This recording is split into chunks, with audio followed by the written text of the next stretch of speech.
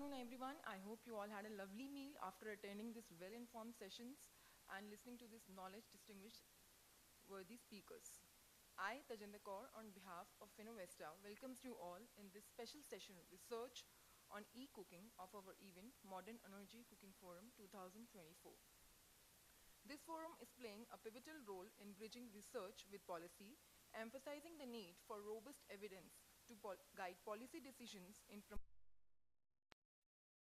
as the transition to electric cooking gains momentum, the evidence from diverse research studies will provide critical insights that can shape effective policy interventions. This session will highlight how research-backed evidence can inform policymakers and drive the shift towards sustainable and clean cooking solutions. For starting the sessions, I would request Professor Debajit Palit for his opening remarks. Professor Palit is a professor of energy, NTPC School of Business. Professor Palit. Okay. So I will now invite Dr. Nick Russo, who is the International Liaison Manager of MECS, for his opening remarks.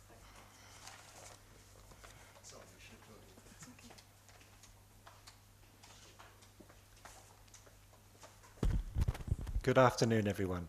I'm very pleased that this is happening.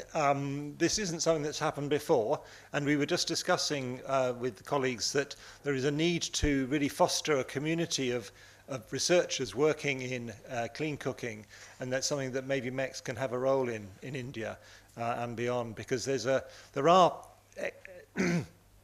is excellent research, but it's maybe not as connected and not to a good policy influence.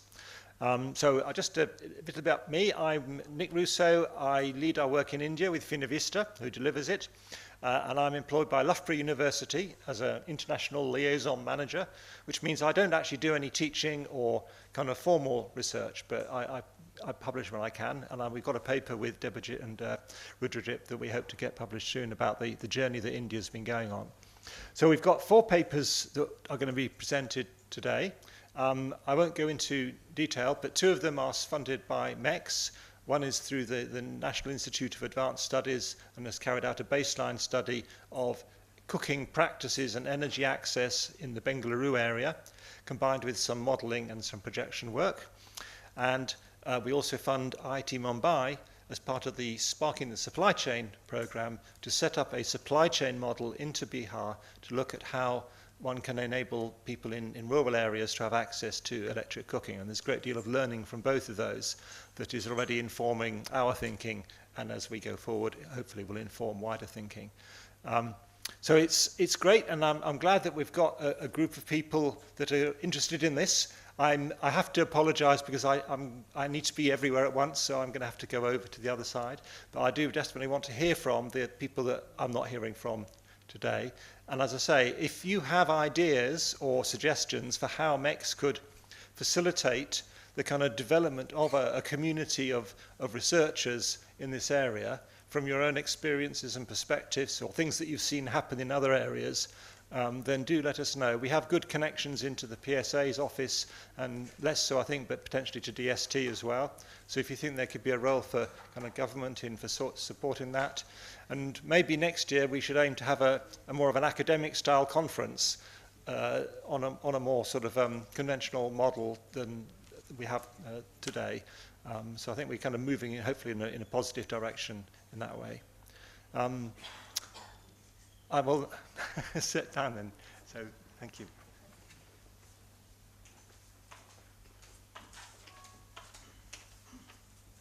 Thank you, sir. Now I would like to call Dr. Palit for his opening remarks. Dr. Palit is a professor of energy, NTPC School of Business.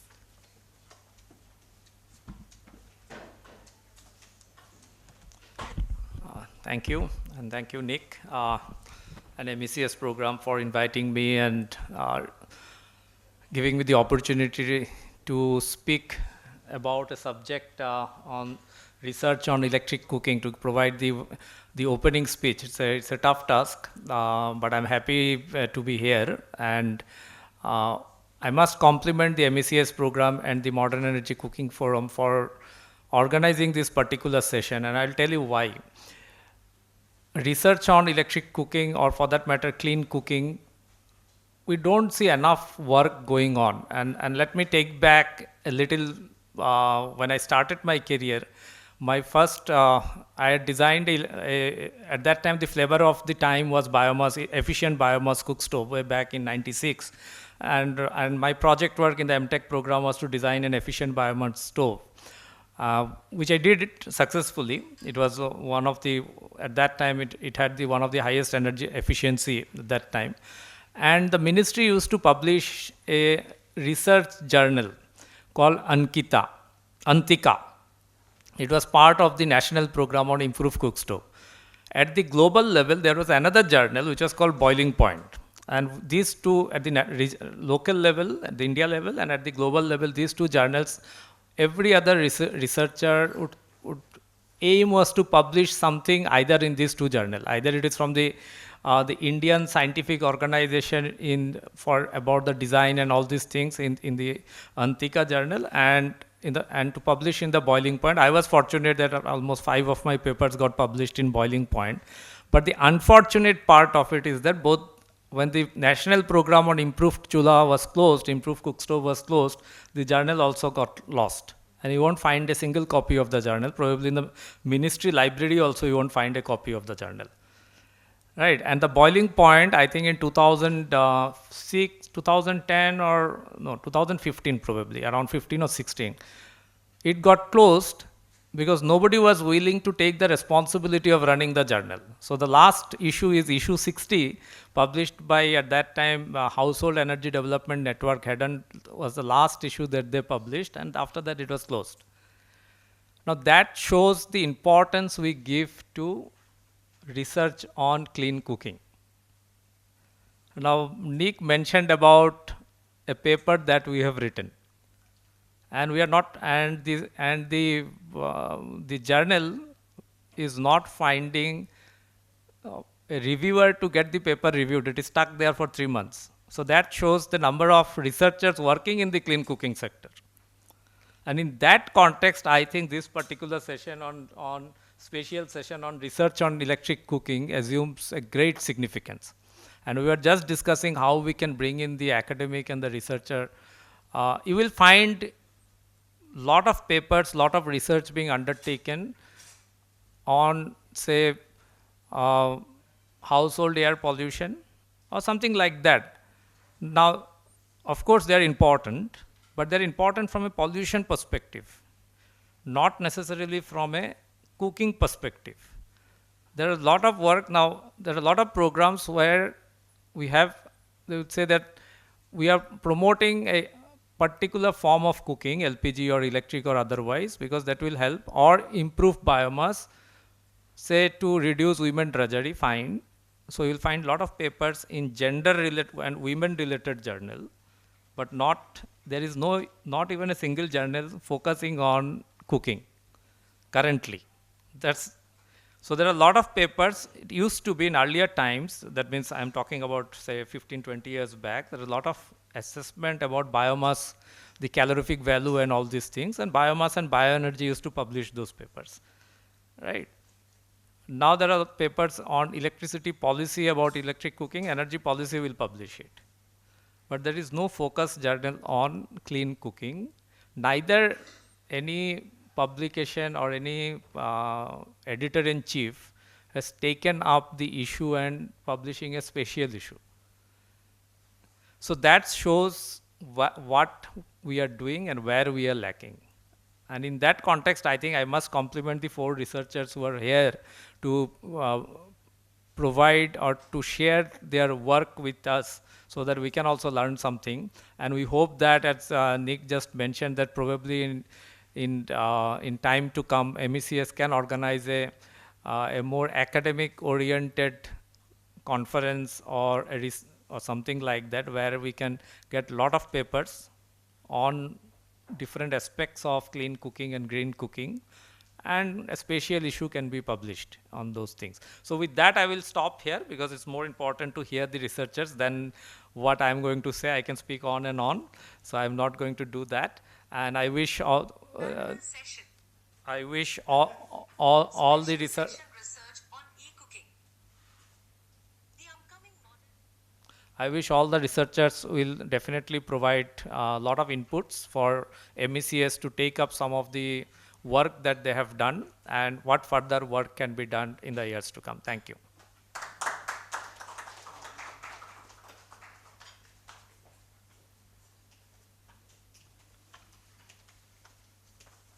Thank you, Dr. Palin. Now, let's start with the session. So first, I would like to call Professor Rudradev Majumdar, who is the Assistant Professor in the National Institute of Advanced Studies. He'll be presenting findings from the baseline study, evidence-based approach to assess energy transition in residential cooking sector in India. So, Professor Majumdar.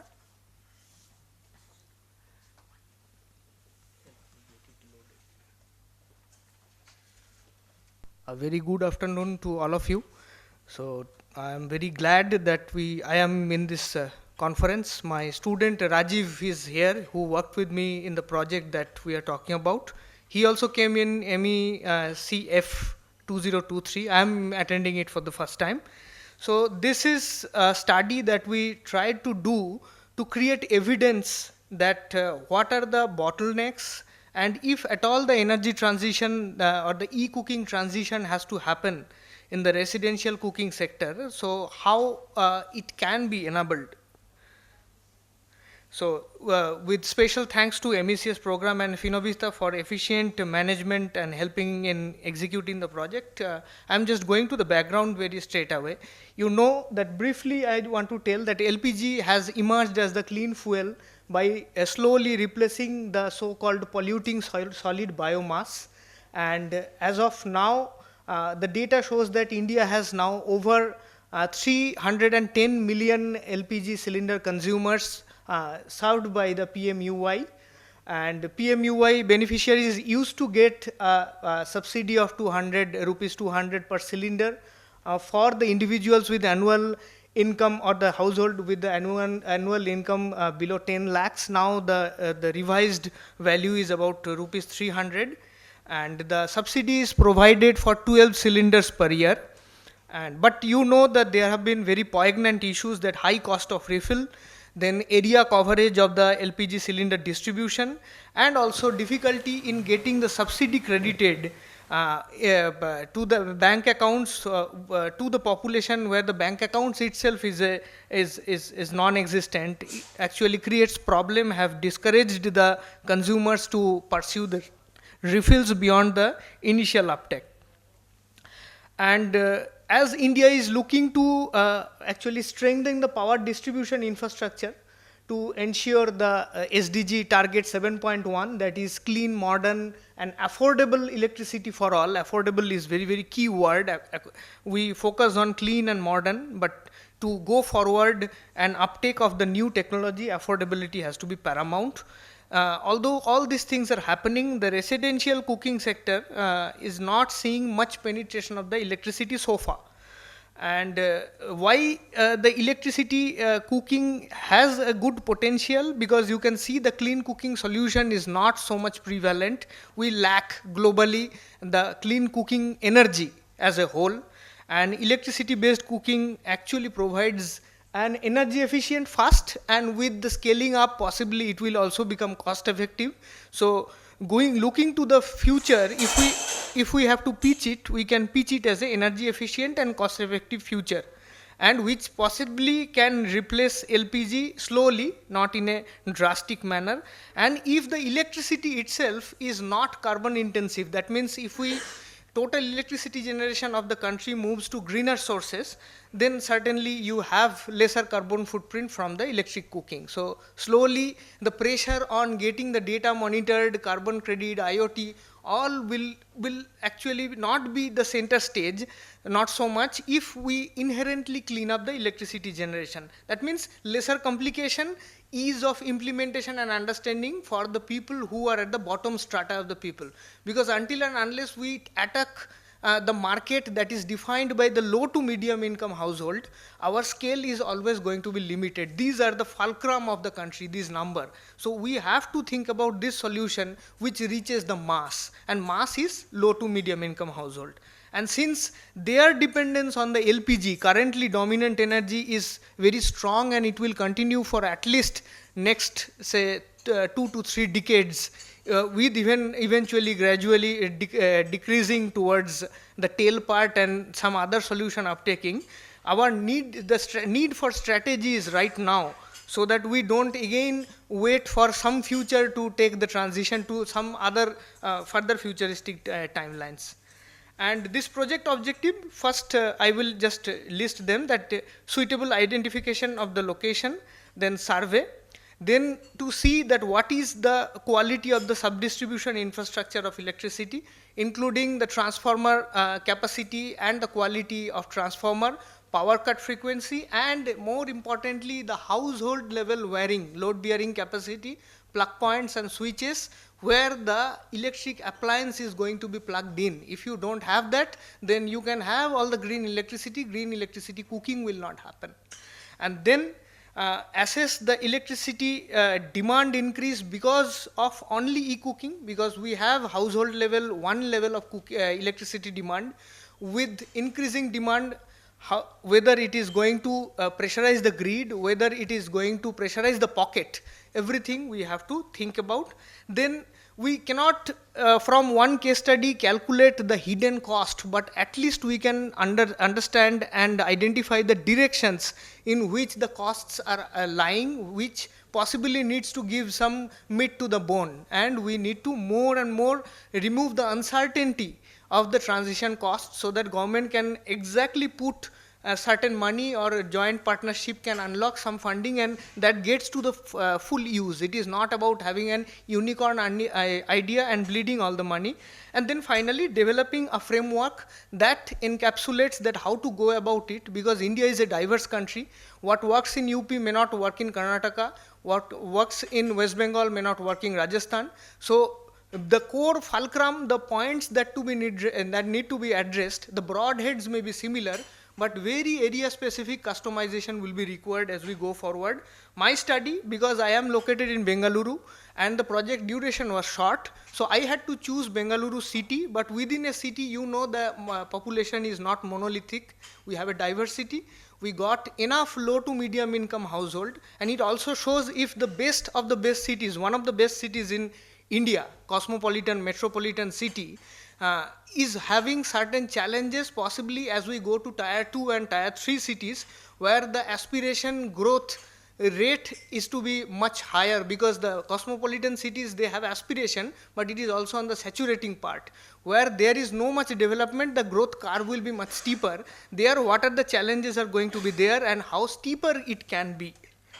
So, to begin with, what is the last objective? I want to present it at the upfront, because now we know project has been completed. So you see that rightmost side is the various themes which our survey comprised. It captured in 100 plus questions this detailed information, starting from cooking habit, cooking amenities, monthly income, demographic detail, power reliability, all sorts of things. I am not going into micro detail of that. MECS will publish the report in their website in, I think, foreseeable future, in a month or so. That is what Sheetal told me. So everybody will have full access to the report, and after that, if somebody wants to discuss, they are very welcome. While we do this survey, there is a body of literature available on what are the electric distribution infrastructure specific to Karnataka and supply specific to Bengaluru. So we have to see the systemic challenges. We have to thematically blend this data to come up with a stacking of information. As you can see, I am not going to read out them. And finally, the recommendation has to come at multiple levels. One is the knowledge dissemination and sensitization, because as we progress, we will see that there is a large gap in understanding that what eCooking can deliver and cannot deliver. Then we need a strategy that is from implementation point of view regarding the strengthening of the electricity distribution, sub-distribution infrastructure. Then you have to also make the safety feature, maintenance and repairing this ecosystem, both personnel and service, this pool has to be strong enough, and certainly which is not possible in the short term, but in the long term, large scale transition needs a gradual cultural nudge, because our cooking habit is very rooted in our behavioral and cultural practices.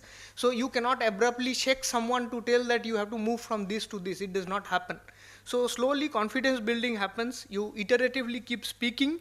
You make people understand the need of the hour. You have to take people along that the country needs to be self-reliant. LPG is an important product. I am trying for your, like, country has to tell that that energy resilience, energy security, everything is inbuilt into the practice of e-cooking. It will be good for us in the long term. So that communication has to come from the top, not from the silos telling different stories in a like part of the elephant manner. It has to come as a policy from the top. So briefly, I wanted to tell that we covered a large spread of area. You can see that 5-kilometer scale is given there. So that shows that the spread we covered across the Bengaluru. Of course, an 800 square kilometer city cannot be covered in, say, 3 to 4 months of survey time. And I am pleased to say that we did not entrust this work with any survey agency who do it only as a mundane practice, commercial practice. I handpicked college students from Ramaya University of Applied Sciences Data Science Department, and 13 boys and girls, 9 girls and 4 boys were deployed for 4 long months of very rigorous field survey, iteratively checking the data and revising what they should be presenting. So it was a very back and forth kind of exercise. And finally, we collected 1450 households, of which the best 910 samples have been used to craft the project outcomes. And our target was, as you know, that to transition readiness evaluation, whether the society at large is ready, whether they are ready or not, that is for the latter slides. I don't want to divulge the story right now. And because our focus was on the low to medium income households, so massive number of households belong to this range, income range, which we will also show. But to have a contrasting nature to the sample, we also kept 20% of households in the medium to upper medium income range. Because going forward, that product diversification for different consumer segments, looking at their diverse needs, is also very important. We wanted to keep all the options open. So I am going into the basic profiling.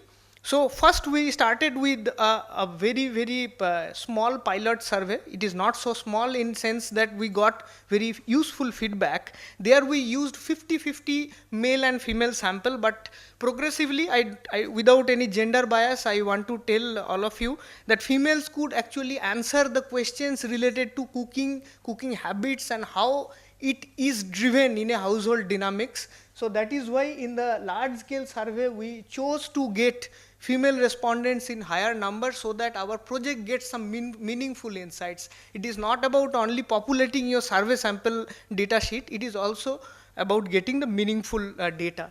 Also, you can see in the age group of 25 to 40, we have kept about 49% of the, or we chose to have this many samples, because this is the generation which are the working population which will dictate a lot of the societal and technological, techno-economic choices of the country going forward in next 20 years. Of course, other representations are also there. And I am very pleased to share with you, although detailed results cannot be presented here because of paucity of time, that each age group has a particular penchant and aspiration toward new technology. And as we go up beyond 65 years of age, the flexibility of a generation slowly goes down. So that social scientist will be knowing more than me. About 67.5% of the surveyed households reported 3 to 5 members. So for the simplicity of the calculations going forward, we have taken an average family size of 4 and 4.4 that comes from averaging all the family sizes. I am not going into pie chart and etc. So in 910 households also, we covered actually 3637 number of people, because if you know, you survey one household, you also get to know the habits of the full people. So we are actually mapping 4 times that. And adults were about 3/4 of that, and 1/4 were children in this population.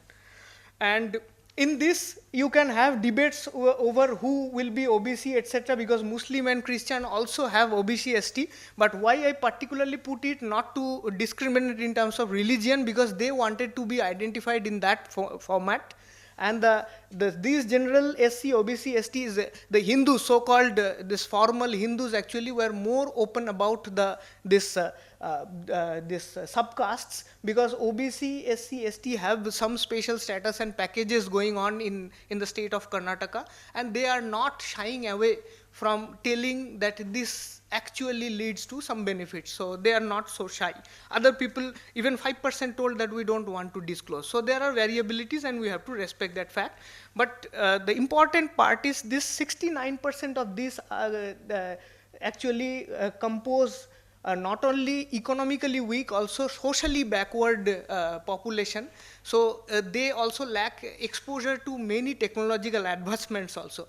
So as we go forward and seeing the numbers, we need to actually assess that whether they are enough educated in terms of picking up the e-cooking, knowing the benefits and demerits, strength, weaknesses. So that education also should empower them as to develop their own general capability. It is not about only e-cooking, but their life has to be also enhanced through knowledge sharing and building their capability.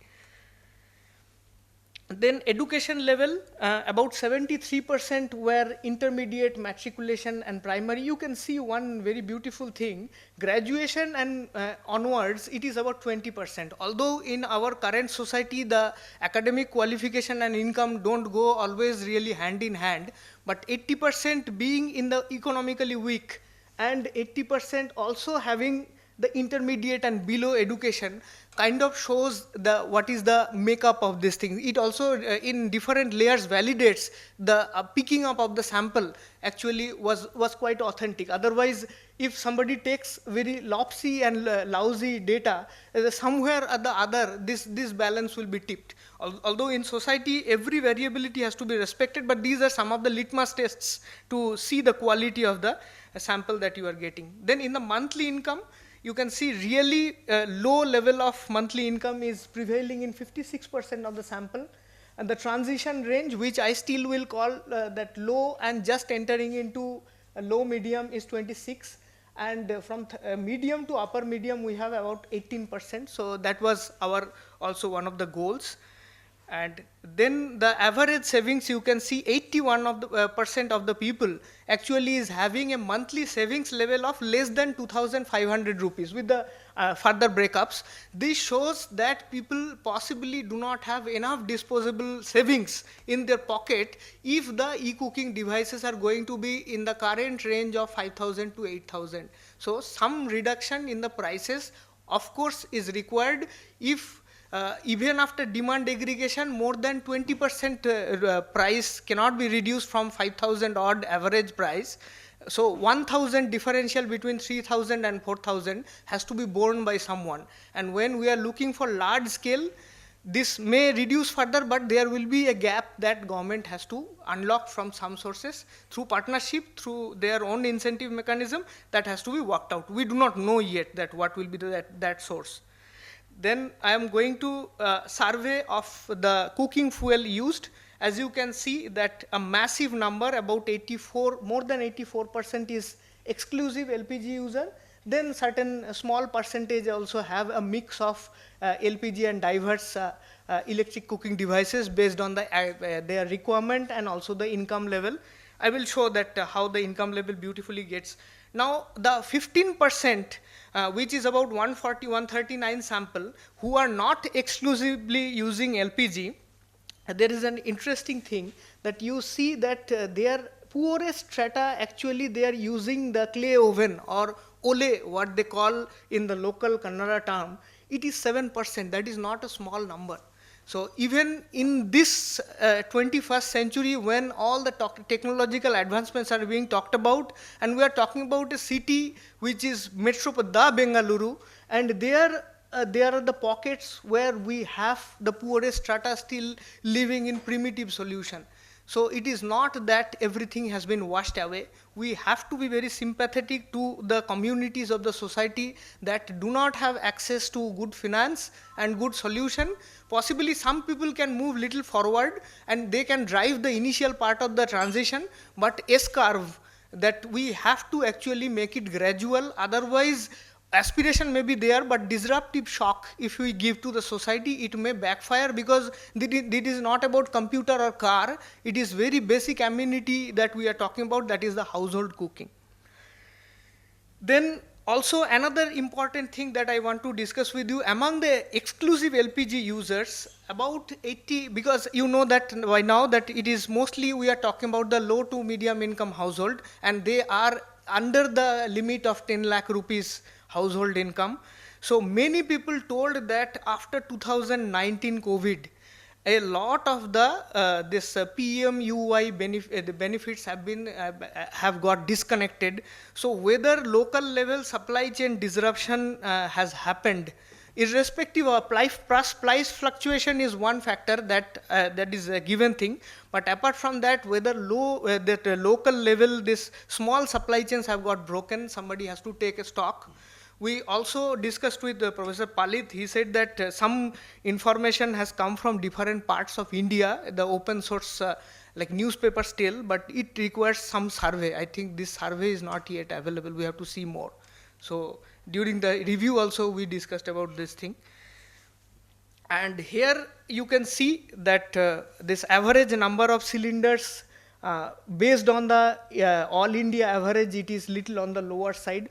One thing is that it is focused on the low to medium income household.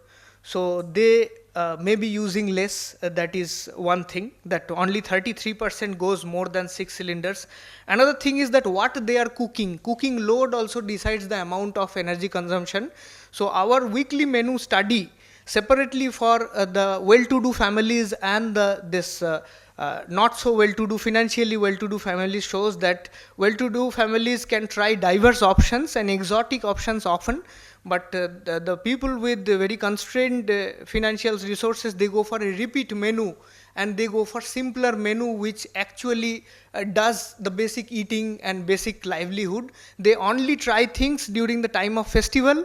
At most, if the situation is little, like more than one person is having income in the house, although with lower income, they will be celebrating once in a fortnight during the Sundays. At least in the Bengaluru, I saw this among the low to medium income households.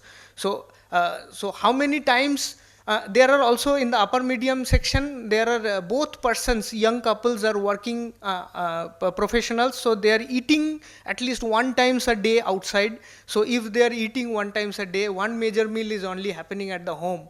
So that also leads to reduced energy consumption at the home. So this is consumption at the home. We are not taking into account the consumption that goes into making their food in commercial premises. Of course, for obvious reasons, that is not easy to get. And then, as I told you, that 63.3% of the people, they told that they make major meals 1 to 2 times daily, followed by 3 times. But more importantly, the beautiful thing is that most of the people, about 2/3 of the people, they say that we take less than 1 hour to make our foods. So as I told you earlier, that most families belonging to this, the major age group, young couples, they have a rather small family size, ranging between 2 to 5, and their cooking, so that is cooking load may be less. Then what they are cooking, simpler foods, lesser cooking energy, that is one thing. And eating outside, of course, can reduce. We do not know the reason, because too many personal questions about what they are doing for particular thing. In Indian households, it is not very welcome. They think that it is getting too personal, but we, by intelligently writing the questions and options in a way, we could capture it. Then another thing that is very important, I wanted to share with you, all of you, that the taste perception, that how many people think that cooking on gas or chulha gives a separate flavor to the food items which cannot be mimicked or emulated by other options. The people who are cooking on LPG exclusively, that makes sense, that 40% says that we believe that there is a separate flavor added by this gas. But even the people who are initiated into some form of e-cooking, you see that yes percentage is 58, which means that even the people who have got exposure into e-cooking, they think that some of the food, they can be only done well with the gas or flame oriented cooking. So that is a major perception barrier which needs knowledge dissemination, which needs more interaction. Otherwise there is a barrier that is like it is just overarching over our shoulder. Like going forward, it may take us a couple of steps backward. Then we also wanted to understand the household bargaining power. When it is for the general household matter, high value transactions, say to the tune of 5,000 rupees or above, the man of the house takes the most of the decisions that we are seeing for these things. But when we go for the kitchen related activity, 94% is decided by the woman or the matriarch of the house who is in the charge. So relative dynamics within the households, their education and exposure and how they negotiate between them possibly will decide the mass uptake of. It is not the major finding, but it is also another important finding. If something is not working out, possibly this also has to see that how women is empowered in those particular household or in those particular region. Then another important thing that I wanted to share with you, that I asked them first that do they want to own or purchase electric cooking appliance by not putting the pressure of monetary value on the appliance. It is only about the willingness. You can see that 33% said that it is a clear yes. Maybe said 29%. No is of course about one third of any society will be saying no to any solution. That is fine. But what is beautiful, that current level of e-cooking in the survey sample is about 8%. From 8 to 33, the journey may not be that difficult. But for another 29%, which will take to the penetration level of 62, possibly intelligent nudging will be required, and there the nudging may not be uniform. You have to actually look for different community, different location, and there all kinds of parameter will come. Ethnicity will come, access to electricity will come. So those things we have to facilitate. But in that sample, when we put a money, you see that from 38, the clear no, don't want to buy, the moment you actually tell that this money are you going to shell out, people actually are more decisive. And as I said, that only 43% of the people, they want to pay something up to 3,000 rupees. So from average value of 5,000 rupees, demand aggregation reduces something, but you will be left with a gap. That gap has to be subsidized and done something about it. Then I wanted to also see that where the e-cooking appliances are positioned right now in terms of the average income and the monthly savings. You can see that all the refrigerator, washing machine, heater, geyser, they are actually lying at the top, where the e-cooking is not the most important thing. It will be actually an important thing only when people have enough disposable income and also the savings. So this is one important slide that shows that we have a gap between the aspiration and what available in the market. Then this perception, I am not going to read the list. You can take photos, or we can share the presentation later on. The perceived benefits were reported by half the people, about 450 people. Some people told it is efficient. Some people told convenient, versatility, modernity, and time-saving natures, portability, they are all mentioned. About 485 people, more than what said that it is positive, they also gave these challenges, cost consideration for electricity, perceived risk, fear of electric shocks, not easy to operate, in different variable this thing. So one makes you think that are these people very well aware about all these things that they are making, so what should I say, judgment passing is happening. So that brings to your next slide, that only 48% of the people actually knows about e-cooking and knows about the benefits of challenges.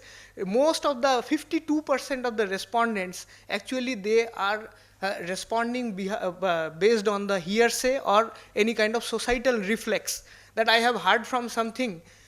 Some friend told me all these kind of things. So this 52%, they lack education.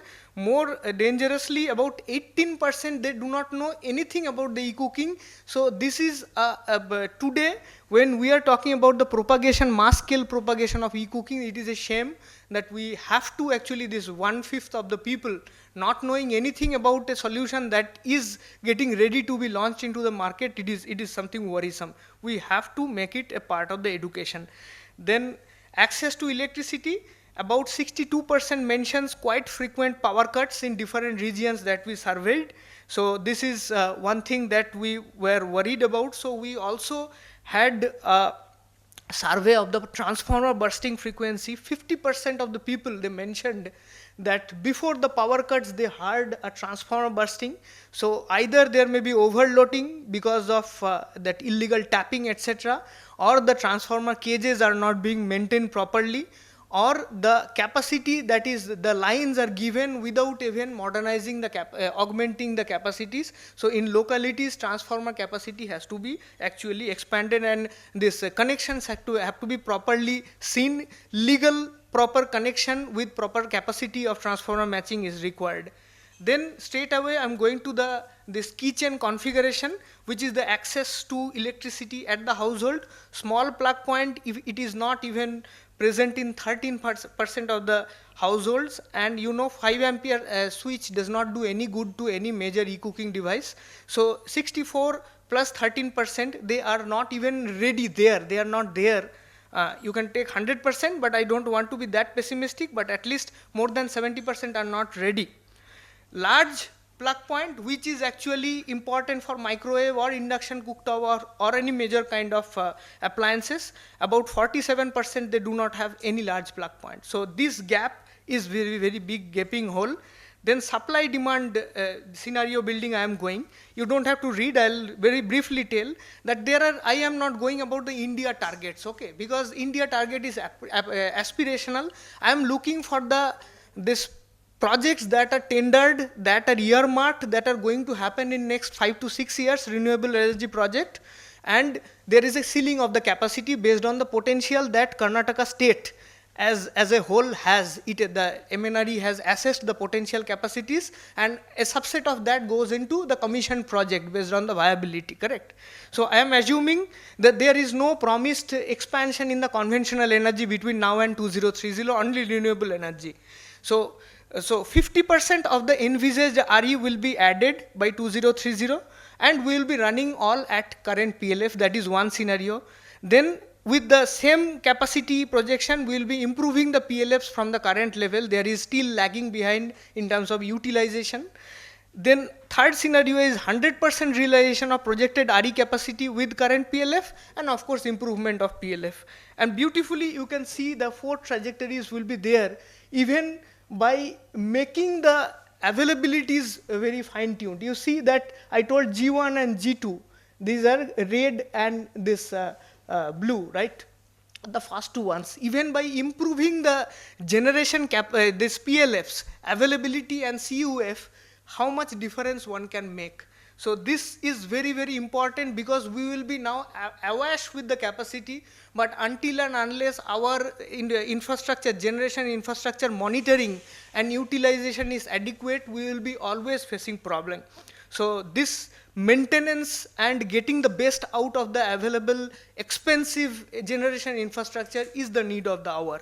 Then that value that you saw right now, about 35% of that, like Karnataka's whole generation is usually made available for the Bengaluru city, considering its all kinds of consumption. So that is only a scaled version, nothing to worry about. It is 35% of what we saw.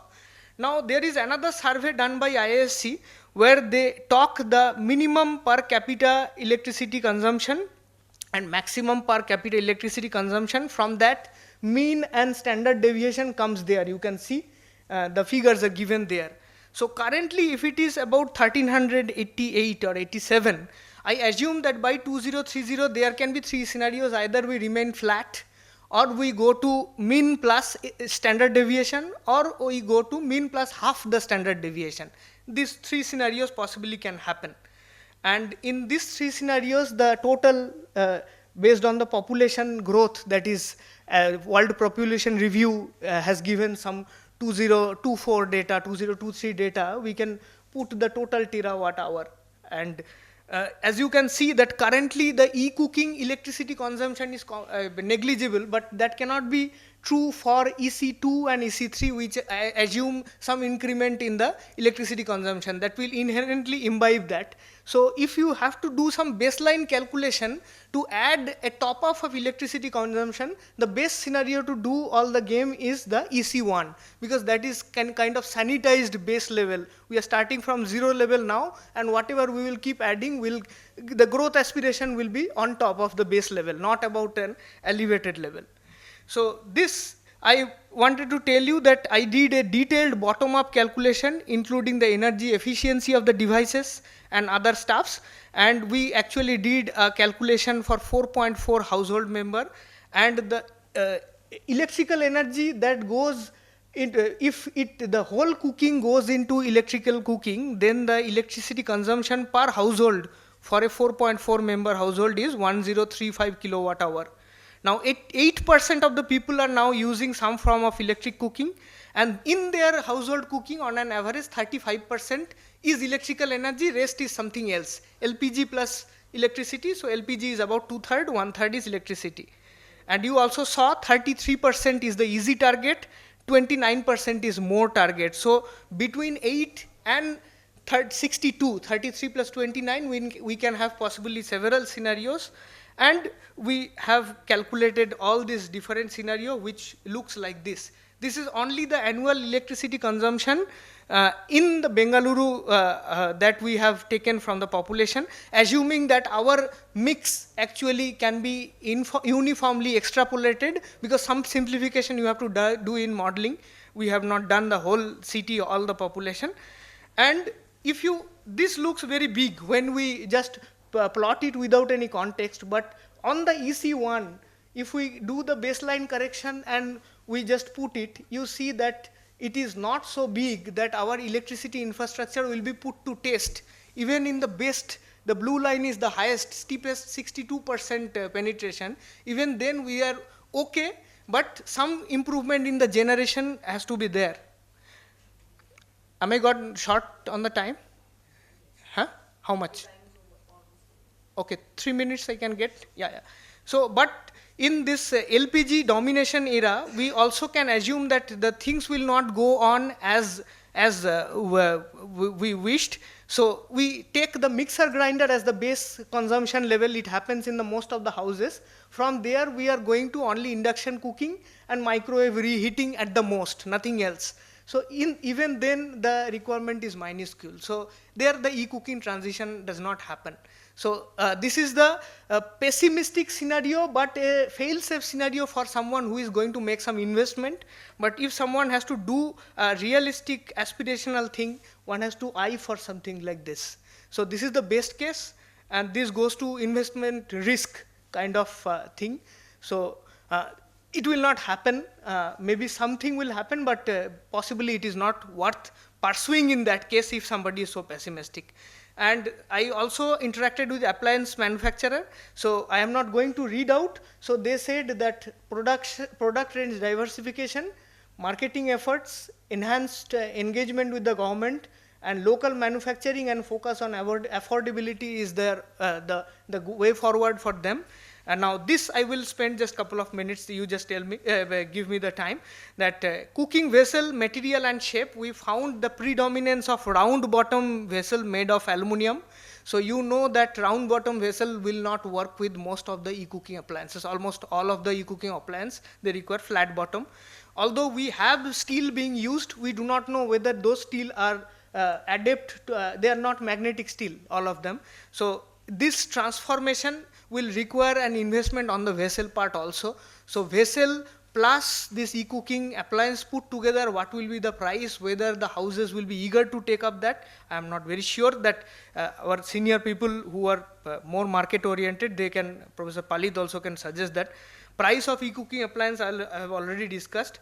Appliance servicing and repairing, we need this facility, and we do not have enough skilled manpower to do that. So ITI training and creating this manpower, that requires investment. E-cooking know-how dissemination at different level, from hands-on demonstration of popular e-cooking item to knowledge regarding how to upkeep the appliance, because appliance lifetime people talk about, but how they treat the appliance, whether they are running the appliance in proper manner, that also decides the durability, how many years one can run the appliance. 2 years said by manufacturer can reduce to 3 months in a household which actually are investing but not using it properly. So that knowledge, and then domain experts. It is not an also thing, writing only blog and circulating colorful pamphlets will have only us together, but for the mass people to get together, we need a full-time professional educator, and that require manpower, the financial resources. Then understanding the consumer mindset in rural and urban setting.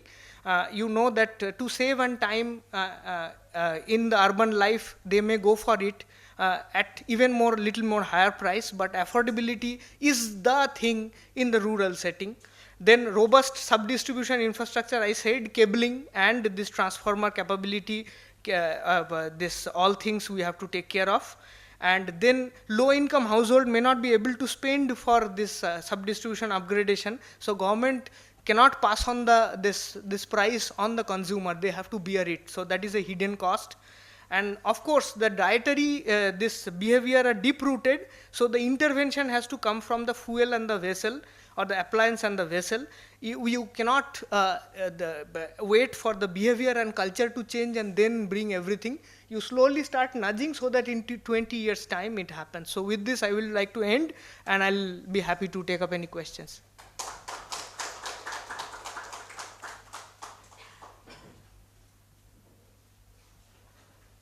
Questions? No? Yes, sir. Yes. And you are worried about 7% are still using very rudimentary cooking devices. Think of rural India, that too not a state like Karnataka, very progressive, non-progressive state. So numbers are 60%, 67%, even in peri-urban areas. So yeah, we have to be ready, and your recommendations are really good. These are all the problem we have to think. And as far as loading on grid is concerned, it is not cooking alone, it is EVs also coming in a very big way. Exactly. And particularly local, the lower strata, where all the three-wheeler are getting charged at those very point. Yes. So lot many more problem to be solved. Correct, sir. I have taken this EV charging, sir, at the community and commercial level, but we have to actually amortize them to the residential consumption to get a more clearer picture. Yeah, I agree. Very, very well done. Thank you, sir.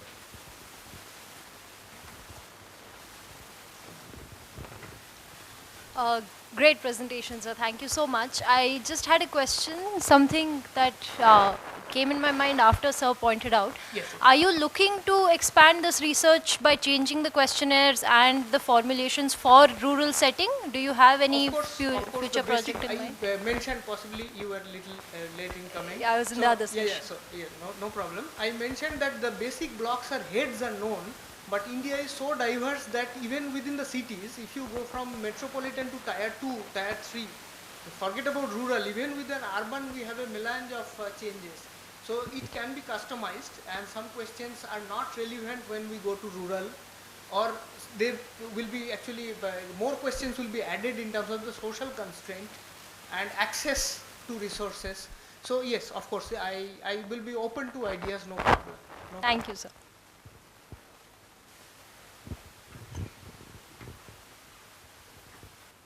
Thanks. Sure.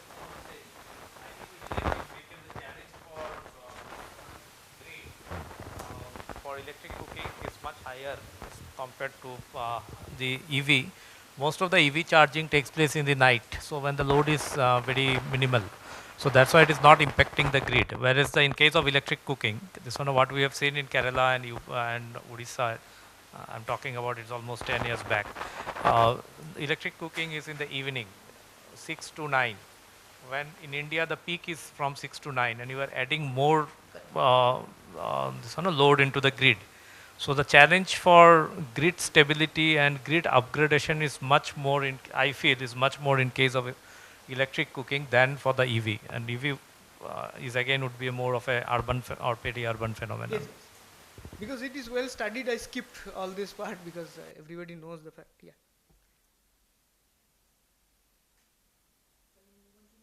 Yes, please. Thank you, Dr. Majumdar. That was a great presentation. Now, I would like to call Ms. Pooja Saha, who is the Junior Energy Advisor in GIZ Bangladesh. Ms. Pooja will share progress in fostering clean cooking solutions through market-based approach, which empowers local entrepreneurs and set standards for e-cooking appliances, providing insight that could inform similar approach in India. Ms. Pooja.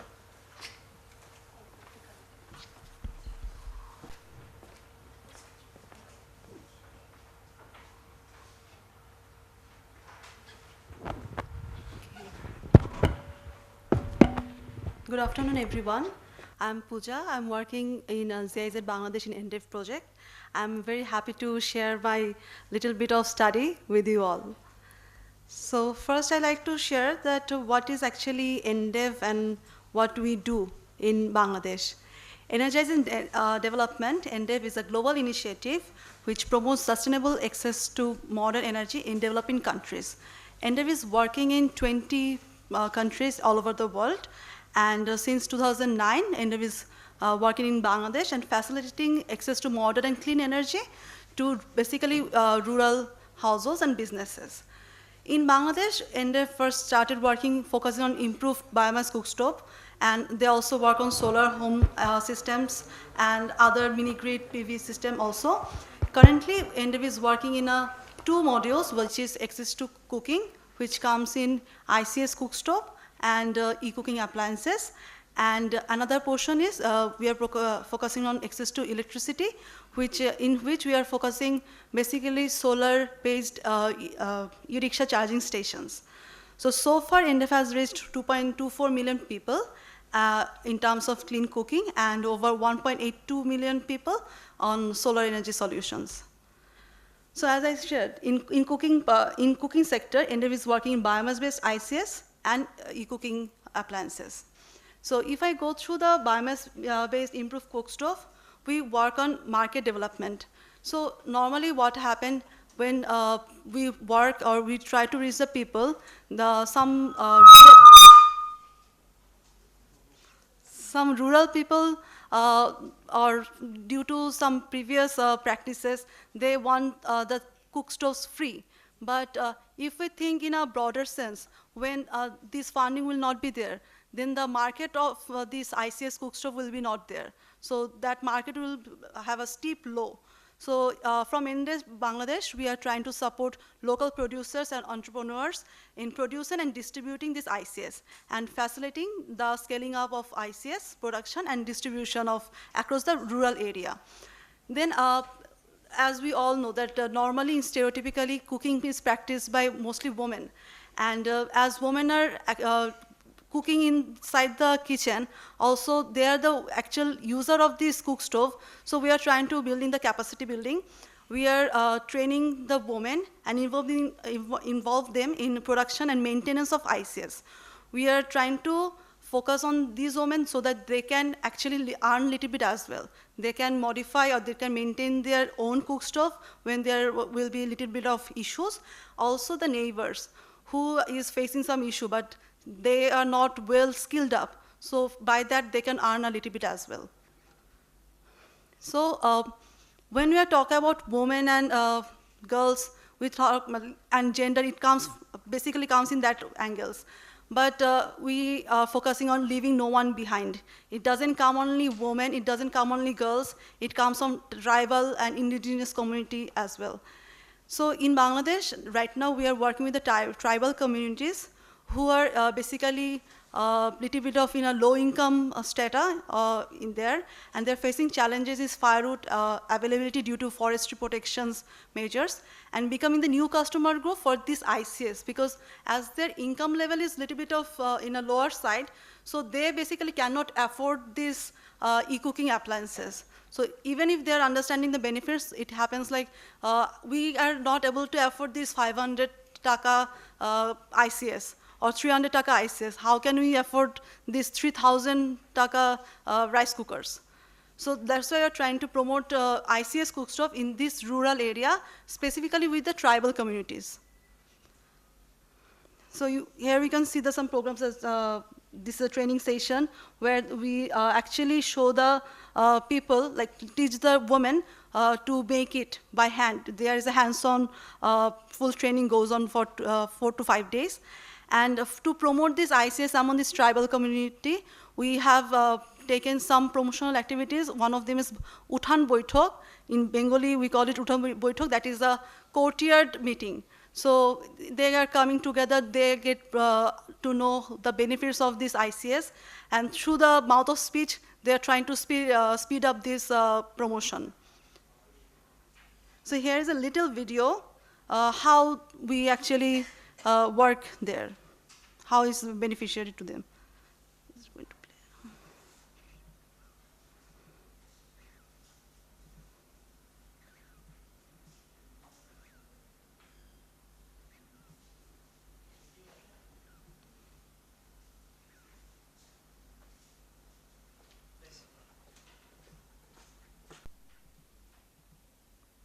Is there another option?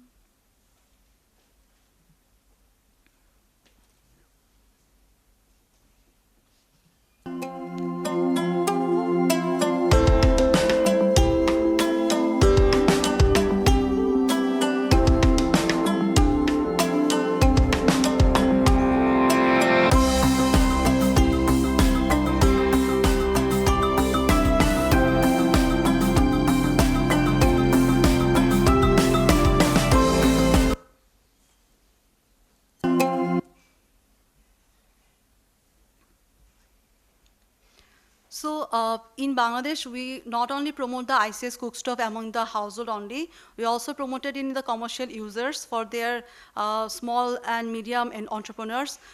We can see the left corner. This is actually a school where they are providing food for the students. And others are some tea stall and small restaurants. And through these photos, you can see that for the commercial users, when we did the studies as well, the commercial users are mostly male for this ICS. But whereas in the household level, we see the women are the majority who are involved in cooking. So for the commercials, mainly it's 94%, and female is only 6%. And when you see the age group of the people, mostly this is a 31 to 40 and 41 to 50 who are actually working in a commercial, who are is actually ICS commercial user. So, and I shared about the ICS maintenance workers. So in our earlier phases, we are actually providing training to not only women, we are also providing training to men, so that they can also have this skill. And from our study, we found that currently 27% male and 73% female were actually working as ICS maintenance worker. And their age group also similar to that 21 to 40, this age group people who are actually working practically after getting the training from INDEF.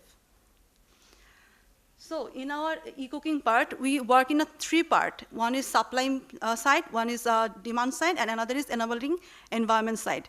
So for the supply side, we all know that e-cooking appliances are more popular in urban areas because of lack of gas and other issues, and also the income level is also there.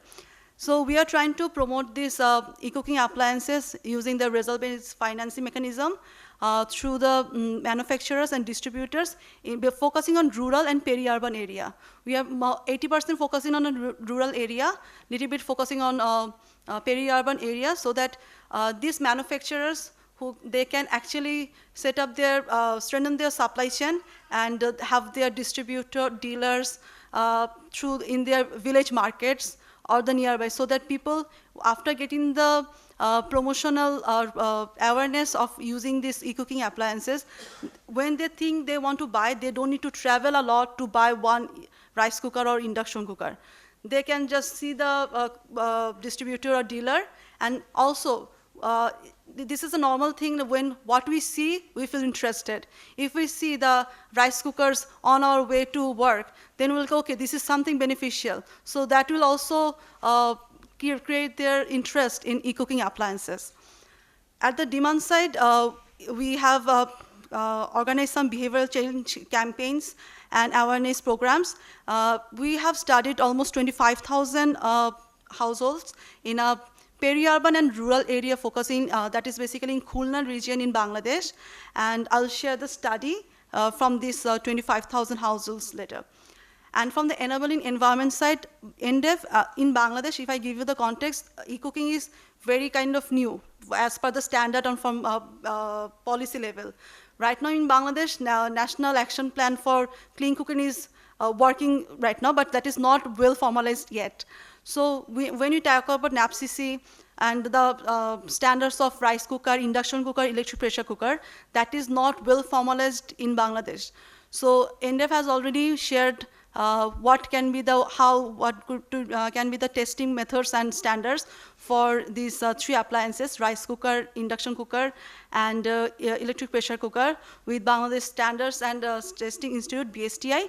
And our partner is also SREDA, which is Sustainable and Renewable Energy Development Authorities, who work with only renewable energy of the power division of Bangladesh to establish the energy performance standards, also the testing protocols of e-cooking appliances.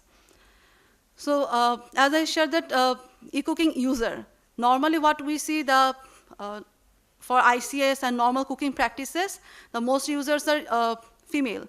But when it comes to e-cooking, the percentage gap is very low. That is, male is 41% and female is 59%.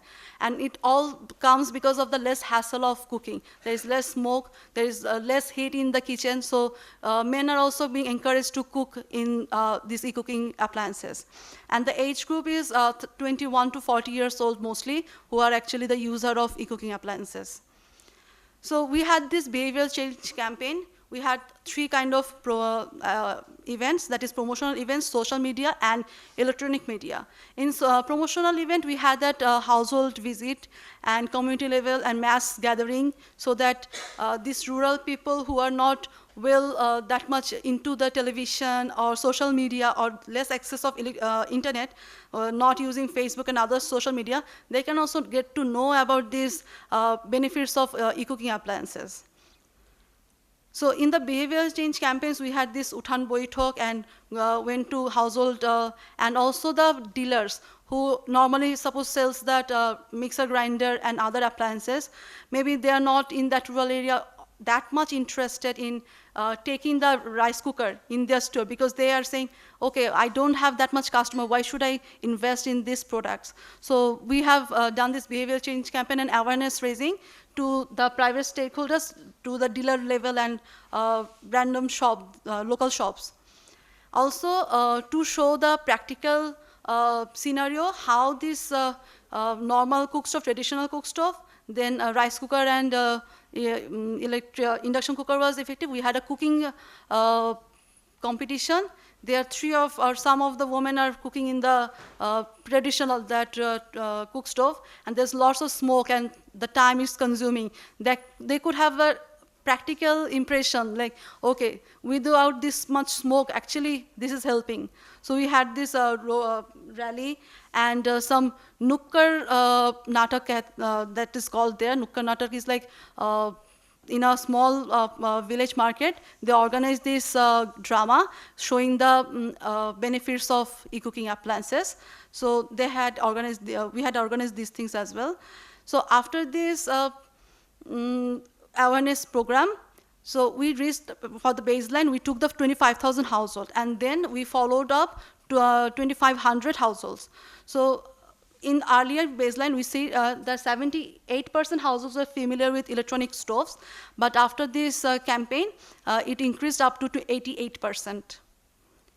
And the type of electric stoves that is familiar with mostly is rice cooker, because in Bangladesh, induction is lesser in popularity than rice cooker, and rice cooker is also popular among the students, because when they are staying in the hostel and others, they can have one pot dish as a rice cooker and cook everything there. And the lesser is a multi-cooker, infrared stove, and electric kettles are. Electric kettles is a little bit popular than the induction, because that is very common to use in Bangladesh. The positive aspects of cook stove as per users, those who are actually using eCooking appliances in their life, they say that this is mostly time saving and it is very easy cooking. And if you see the graphs, that when we did this survey for baseline studies, that is 69%, and after follow-up, it rises up to 86%. And for the easy cooking as well, that after using it, they are saying that, okay, 54% comes up to 81%. And users think most positive thing is time saving and easy cooking. So respondents thinking about eCooking appliances, that whether they are willing to pay and why they are not taking, or how they can take it. So the most common feedback from them is costly, but it is beneficial in many ways.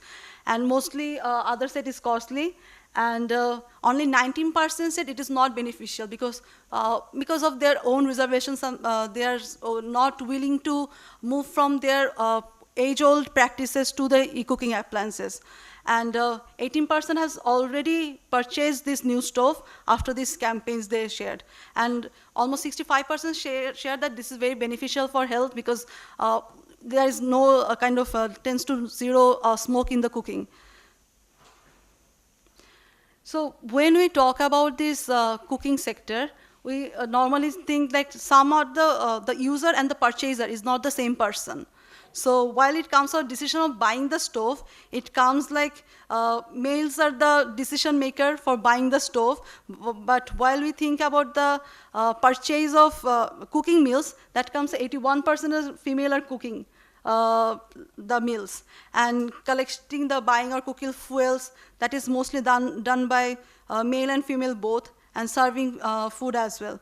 So the left side of the graph is what we have seen in the baseline, and the right side of the graph comes on the follow-up when we did another survey. So yeah, this is the very short and little presentation from my side.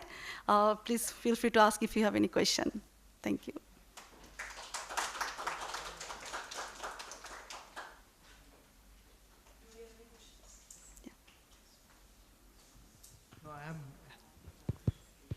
I'm happy to see that there is a lot of similarity between your findings and our findings, even when we did not have any communication over the study. And possibly that is because the social conglomeration of the trend actually is like this. Only thing is that in our case, we found the purchasing of the kitchen equipment is actually being decided by women of the house. Possibly that is because of the society, like Karnataka society and the Bengal Bangladesh, how they think maybe from region. From this perspective, we can say that when I went through your presentation, you did the study in the urban area. Yes. But our study has been done in a rural and peri-urban area, where that female are not that much empowered and cannot take the financial decision in their household. So in that context, it became like males are the one who is deciding whether to buy or not. Whether, even if the woman is interested in buying the eCooking appliances. Possible. That is a very, very.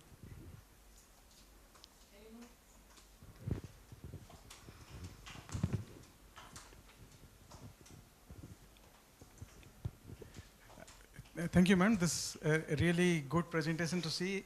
I work with Practical Action, and I think our Practical Action Bangladesh team was actually involved in some of the behavior change communication angles there. One thing that we really struggled with in Bangladesh is in terms of putting the e-cooking as a priority area in the regulatory environment, especially agency like SREDA still think that the adverse impact in terms of the load, increase of or the demand for the electricity cooker, and they have not had, but I think also recently there is a change in government in Bangladesh, and I hope the new administration that is coming in place will be looking at this as a priority area for focus. The other kind of prohibiting factor for adoption of e-cooking has been also around because the capital cost in purchasing of the equipment seems to be high at the as a starting level. And I think there have been some experimentation around providing some result-based financing as incentive to the distributors, or creating financial solutions through MFI networks to finance the households. So those initiatives probably would go a long way towards adoption of e-cooking appliances. Just some of your thoughts on that. That is true that the government are thinking about the grid, but when it comes to, we talk about, so like as I earlier shared, we have one portion solar e-rickshaw charging station. So there it comes, if you are putting the solar panel, and we are working in a net metering process, because in Bangladesh that e-rickshaw charging station owners are not like big private companies, so that there are mostly one man or little business men. So that's why we are not promoting battery storage for solar e-rickshaw charging stations. So that time from the government people this comes, e-rickshaws are not being charged in the morning. So what I'll do, I'll be like more produce. Then we share that with Shredder and all. That's why you can promote that e-cooking appliances, because cooking will be done in the daytime, not mostly in the night hours. So you can balance the load accordingly. And as you shared about the RBF and subsidy incentive, NDF is not actually focusing on the that much in the subsidized, because if right now we subsidize the price in a very huge way, then the market of these e-cooking appliances, that will be hampered, because our programs will be phased out in a certain time.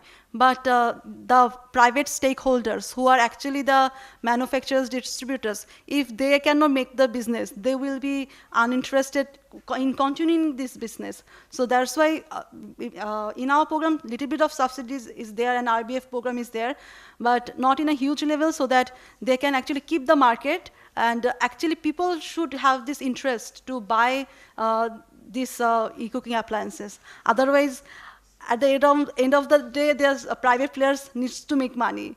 So we cannot actually hamper their market by providing subsidy that much. Yeah, thank you. Moving on to next research, I would like to call Professor Jayendran Venkateshwaran, who is a professor in IIT Bombay.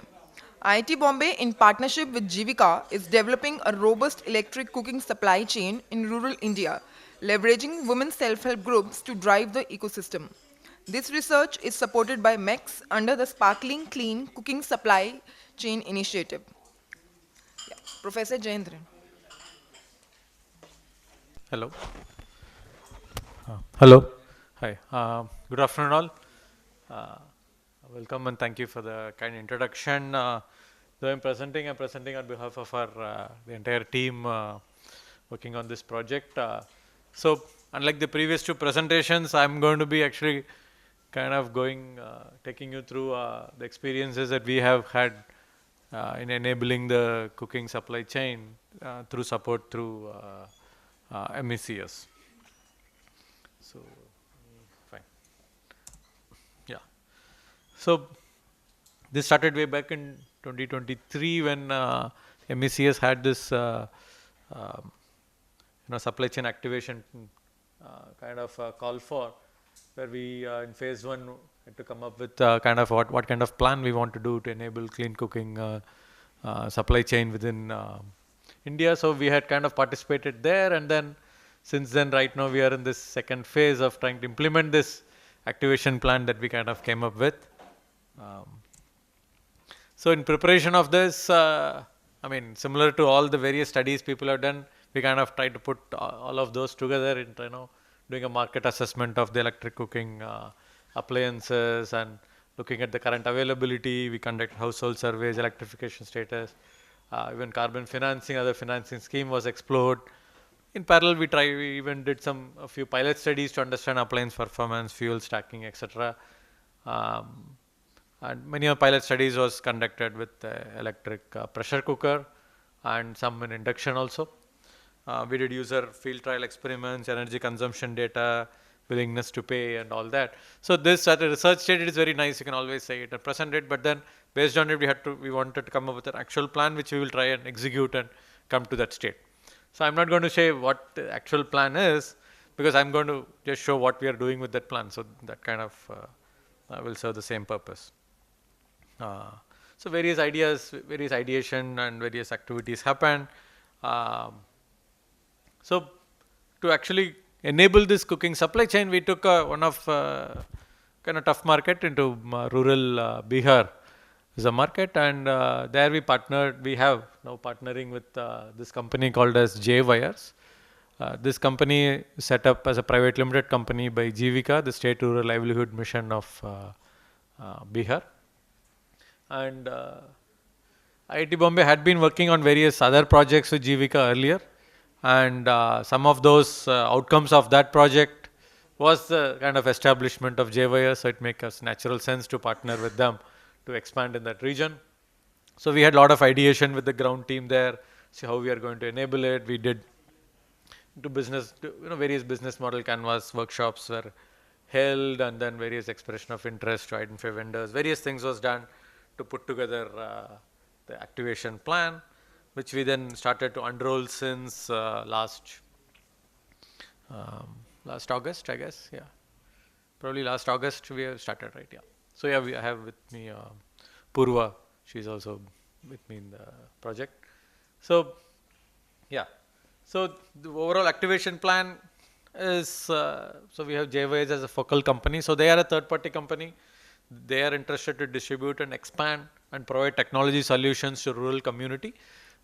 Their focus is not only electric cooking. Their focus is on providing efficient technology solutions in the community. So they also do business of solar installations, LED bulb manufacturing, as well as sales, connecting with local shops as aggregators for things like Airtel banking and and similar kind of various solar range of products and stuff. So so then we took this idea, then it kind of aligned with that, so we kind of worked with them. So they bring us the last mile distribution service network. So I'll just say what it is. So this we started as our target market. The population of country is huge. So and we kept ourselves very modest target of about 2,000 to 3,000 induction stoves, that induction or electric pressure cookers which are sold at market rate. So we focused on Bihar, and even in that only 2 districts of Bihar right now, Gaya and Aurangabad district. So the opportunities are, they have strong self-help group networks and close to 100% electrified households. But there's low penetration of electric cooking there. And there's availability of skilled manpower as well as good potential carbon markets, because the people do significantly use biomass. So there was huge potential for growth in that aspects. Of course, challenges are affordability, technology readiness, adoption, which people have continued to find. So that we are now proposing and trying to address it by providing access to credit, creating awareness, demonstrations, localized supports, and improving adoption through demonstration support as well as other incentives. So that's the kind of research design I'll be presenting in for the next few minutes. Yeah, so this green triangle represents the location of JWires, which is right on the I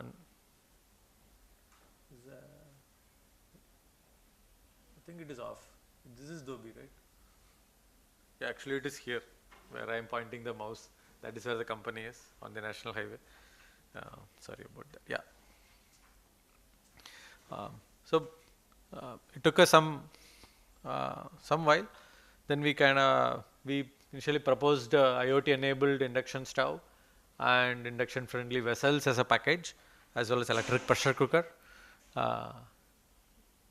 And we are working with Real Flame to get these appliances.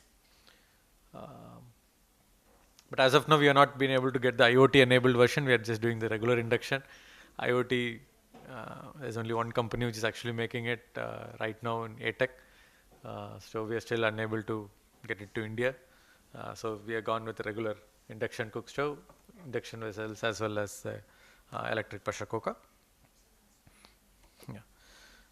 So how we have kind of split about the activities are from the kind of sales and supply chain perspective is to first step is awareness creation, product demonstration, product sales, installation demo, and adoption studies. So here the supply chain that we have set up is we have JYS. Do I have the next slide on the supply chain? Yeah, I think this should have come first. So the supply chain overall that we have set up is the JYS is going to be the nodal distribution agencies, and they are going to be distributing and not distributing, rather selling this in the local market through local solar marts or local shops. Many of these shops were set up by Jivika for various other activities to promote the sale of various technology products, and JVS has a link to them. So same shops are further strengthened by connecting them with electric cooking appliances. And each of these shops are associated with a cadre that we created called as Clean Cooking Champions. They are nothing but sales, customer support personals. So about 3 to 4 clean cooking champions per the retail marts. The role of CCCs includes to raise awareness, do cluster or block level or village level awareness, interact with the potential buyers, connect the customers to the shops and the JYS for services, and can help in providing after sales service also. So they are the last mile connections that we have proposed. So this is the overall supply chain network that we created, and we created incentive schemes where for each sale the clean cooking champion gets some percentage of the funds as a sales incentive. The shopkeeper also gets some profit margin over the sales of the product, and yeah, so that was the kind of supply chain that we wanted to explore and deploy. So these clean cooking champions is also from the self-help group federation network. So they and since we are also partnering with Jivika, so they also connect with the self-help group networks to further advertise and do the product demonstrations and get the marketing through that channel. Right. So I think that was the channel that is kept here. So if you look at, so that's how the CCC, so we kind of wrote scripts as well as various apps, etc. was developed. So based on scripts, CCCs starts with basic awareness creations about electric cooking in that particular region, and then interested people are invited to product demonstrations, which happens at a cluster level or at the office level. Then from the interested people, after basic many follow-ups, then the product sale happens, and then after each product sale, we also ensure that installation demo is also happening properly. Like there is initial product demonstration as a group setting, people get to see it, but our interest is not just to sell it, they have to adopt the product. So after every product is purchased by the household, the smart, technically trained people are there, so they go to the household, they provide one more demonstration there. In case they don't have sufficient wiring, they also help in providing actual wiring along with the plug point to ensure that people are actually, the product works, and one more demonstration is shown there. So it takes about 2 to 2.5 hours to actually do the installation and demonstration. In case there is wiring needed, it takes a little longer. Then of course we have a study to in parallel monitor what is happening, but as part of the regular sales mandate, these clean cooking champions have to follow up with the households after end of first month, and then third month and sixth month and so on, so that we can ensure, or we want to see if that kind of can make a big difference in the actual adoption. We feel that is a very critical piece, because even if you are going to bring in I think morning there are a lot of discussions about bringing in carbon markets and carbon credits, but finally somebody must be able to generate those carbon credits. So people has to use it. So if they're not going to use it, then, and if you're going to monitor their usage, you're not going to get anything. So we want to see if we have the maximum support for the people to switch, will it help? So we are so that's kind of thing what we are working there. Yeah, so I think I briefly talked about it. Yeah, so that was the structure, and that is the people. So, but that alone is not enough. So we have multiple schemes in which people can buy it. So either they do full payment, or maybe they can apply for loans for SHGs via SHG. Or we have proposed a basic installment scheme, because upfront we have some funds to buffer against the risk. So we made a very simple installment scheme as of now, which is running as in 3 installments they can pay as per this. So we have kept the product cost as 4,700. Yeah, I hope the math is right. Yeah, the product is so this is a cost of induction plus 4 vessels. So the vessels, what are vessels? One kadai.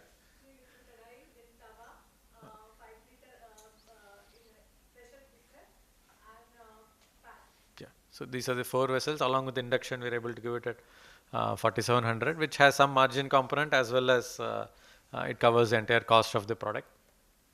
Yeah, and so yeah, after sales support also I kind of mentioned.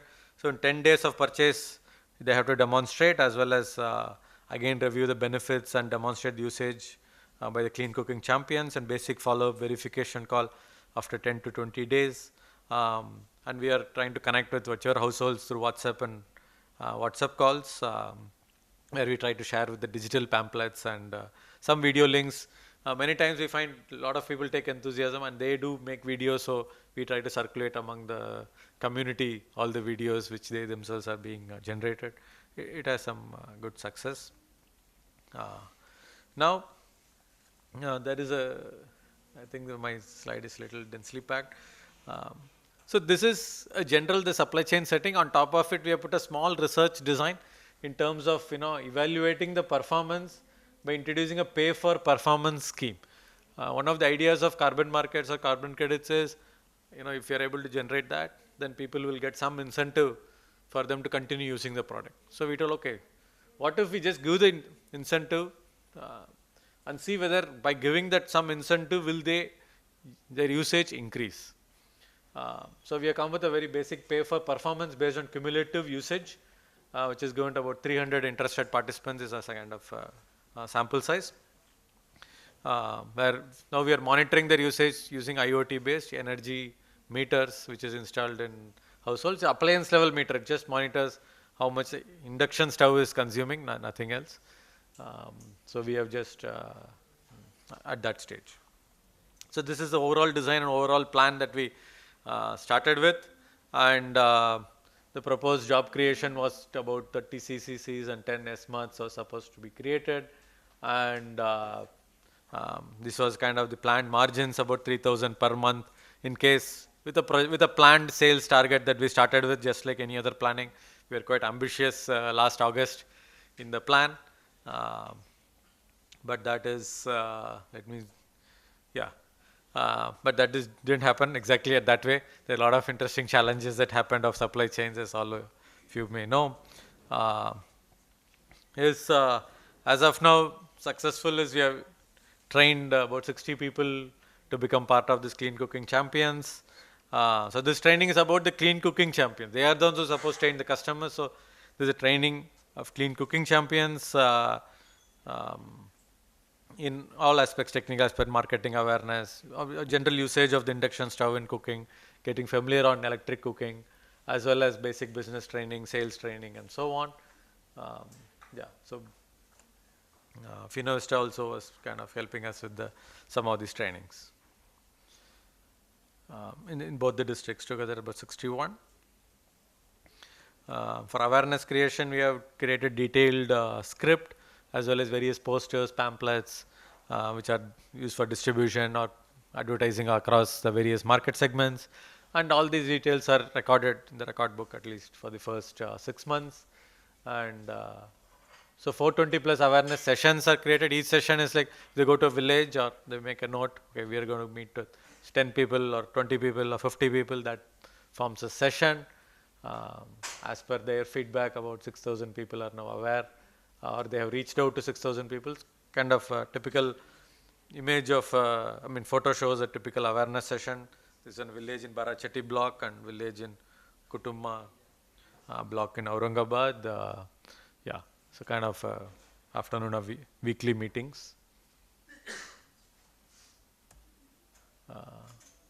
We follow it up with the demonstration sessions, which happens at the cluster level federation office.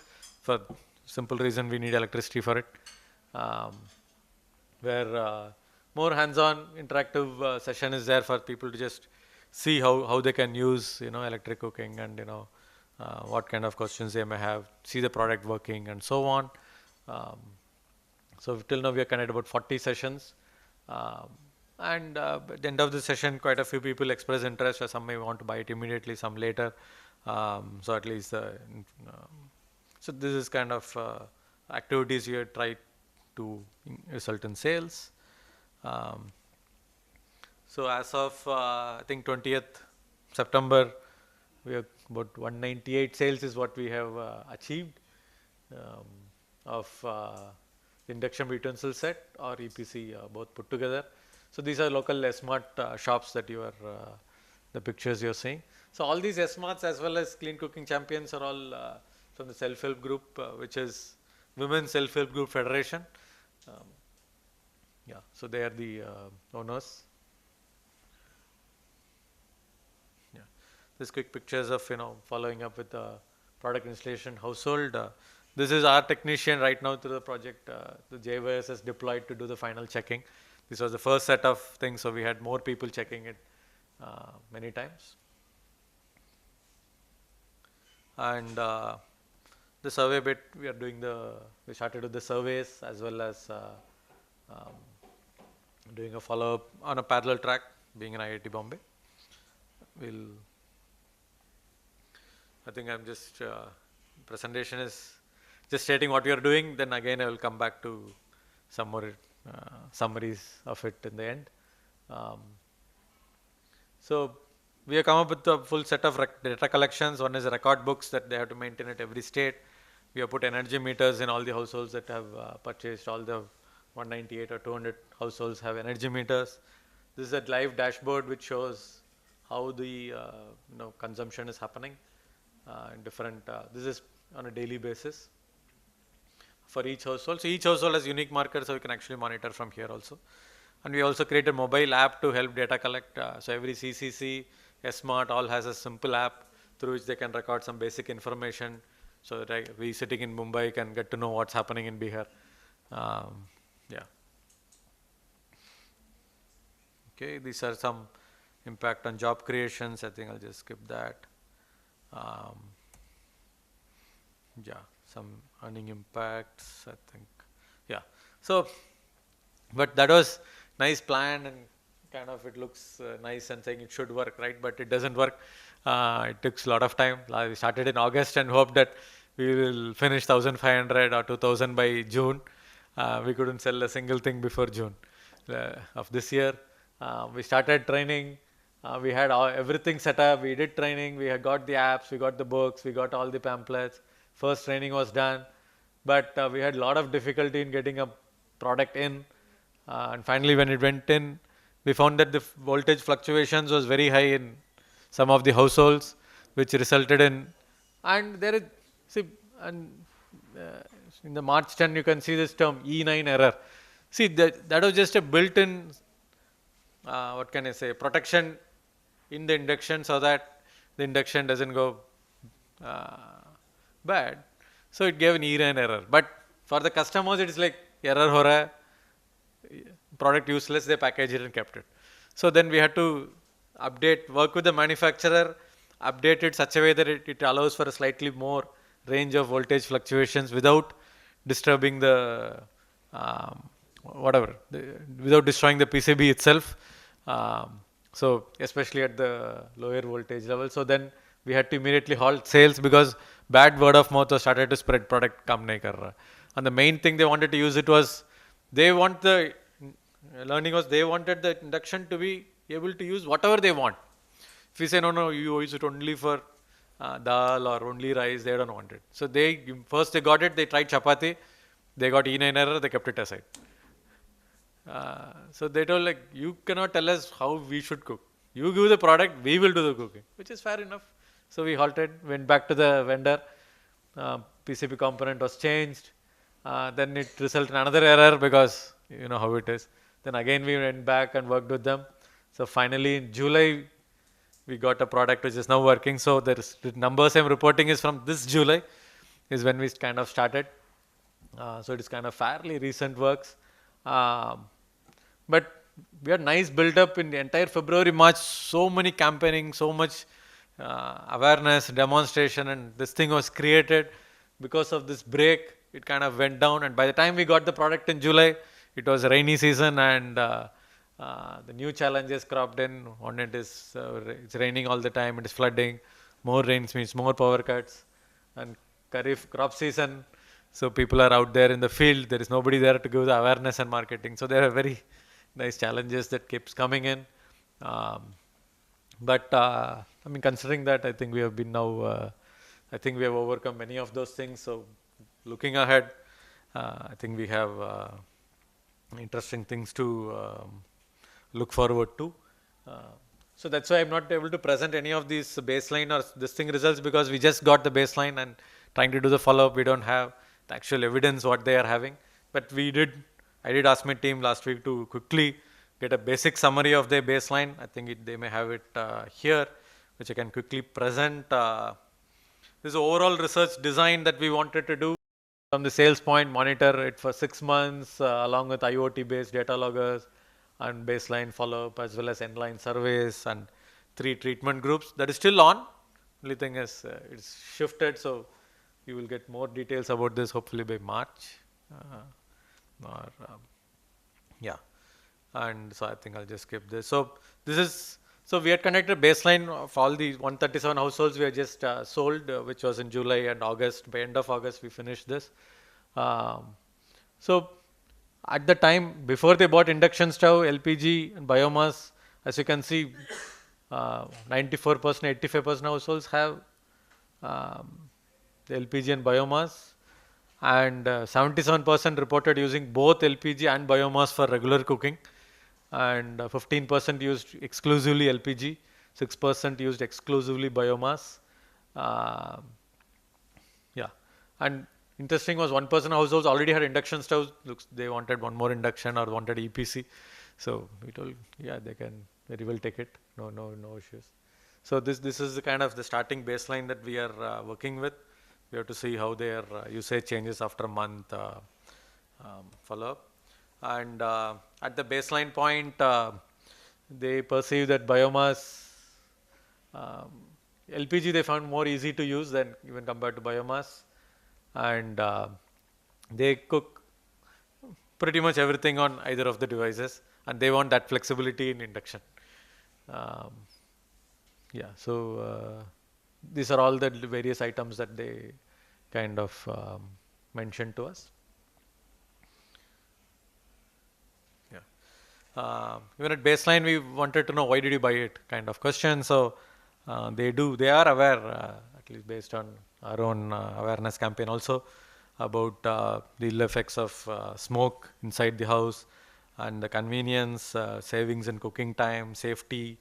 But less and less participants are comfortable about whether it is safe or the quality of food and all that. It is much less than the 50% mark which you can see here. Let's see if this improves in the follow-up, which you will get after a few months' time.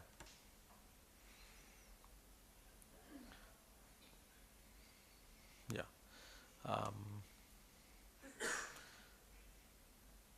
Yeah, on an average, these are some interesting things. I'm not reading all the thing. Participants reported usage of 6 LPG gas cylinders per year.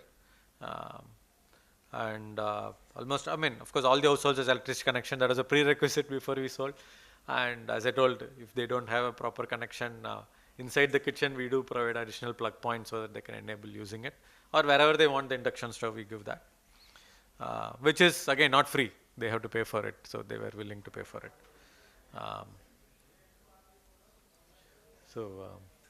Yeah. So this is details on data logger. I think quite a few people in the workshop also met me about this data logger. So this is based in India. I think companies in Delhi only. So they make this, but they make it for industrial scale. So so we told them to tone down the scale a bit and provide us some 300 numbers. X-axis is day. Y-axis is the units per household, per device. Per device. No. This is just one sample instance I think it is shown. Yeah, we have not analyzed it yet. We don't have enough data for it. So just to one screenshot is just given. That's it. I honestly don't know what screenshot. I have to ask my researcher Deepak. What is the dashboard here? So, but it allows us day-wise what is the consumption that is happening. Individual household-wise we can zoom in. Each device has a unique ID which is mapped to the household based on our sales data. And here we can actually see who's using, who's not using, and so on. And yeah, even based on the first month, after July, end of August, in early September, we did take a look at this data and found which are households where usage was very low. We had one more round of visits by CCCs to those households to figure out the reasons and try to encourage them to use. So that activity also parallelly happening. Yeah, I think these are the summary statistics he has given. So this is the total units that has been consumed during this period. And average consumption per day per household is coming to about 0.81 kilowatt hour, 0.81 units. Again, preliminary analysis, we just took a very initial summary. We are not divided based on the usage or the type of household, or we are not cross-correlated with the survey data at all. Just the raw data we are just presenting here. It's just few days ago data. Yeah. So we plan to continue this. One is the research aspects of it as well as the actual sales aspects of it.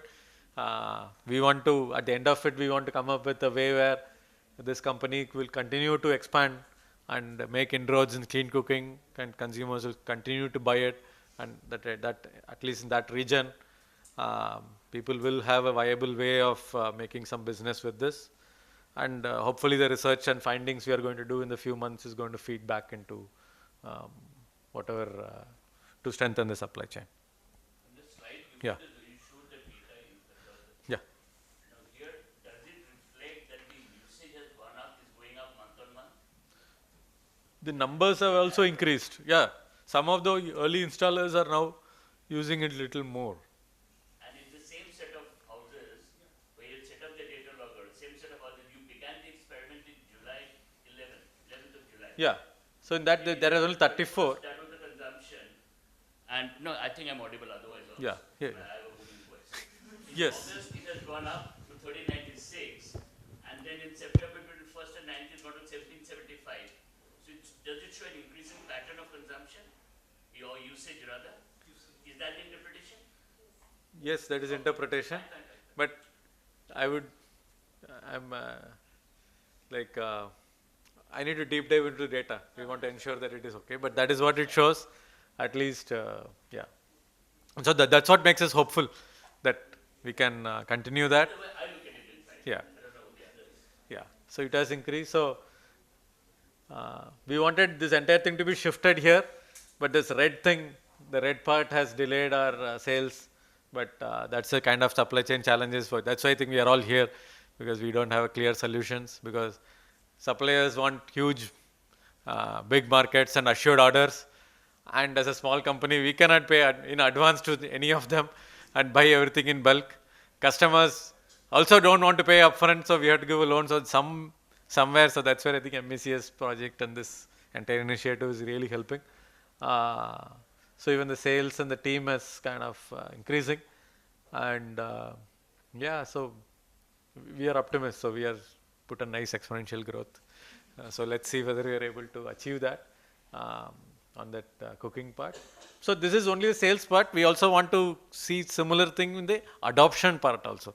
So that's also we are trying to invest a lot of our efforts into that adoption by partnering with the self-help group and creating a lot of local awareness, which is thing similar to what you guys are doing, right? So the expectation is that should have the maximum impact for driving change. So we are working similar idea and thought process.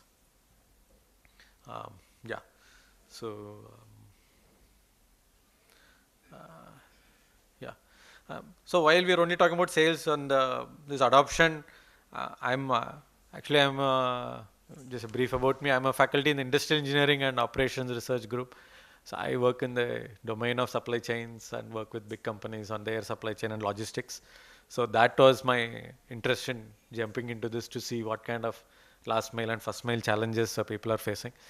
So the last bullet point is what my students also do to see how to improve the business from the kind of business strategic point of view.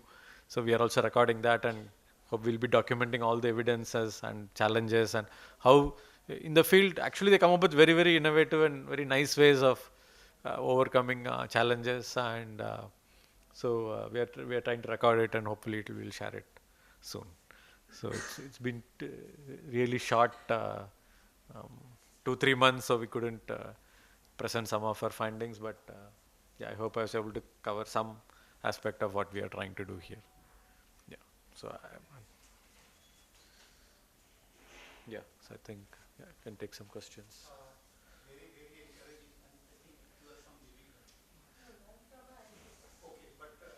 Jivika team couldn't come. They were scheduled to come, but some other last minute thing, they couldn't join us today. And I think this is the first 5-10 people who are early bird, who experiment a lot, and who spread good, bad, ugly words depending upon their personal behavior. And I think beyond this, because your data, particularly the personal usage data, the way it jumps, I think people are using it. That is a very good sign. Don't see to Bangladesh, because Bangladesh is actually gaining benefit of their last program, which ran over 8-10 years, Bandhu Chula. So out of 25,000 they install, probably 20,000 are repeat customer approximately.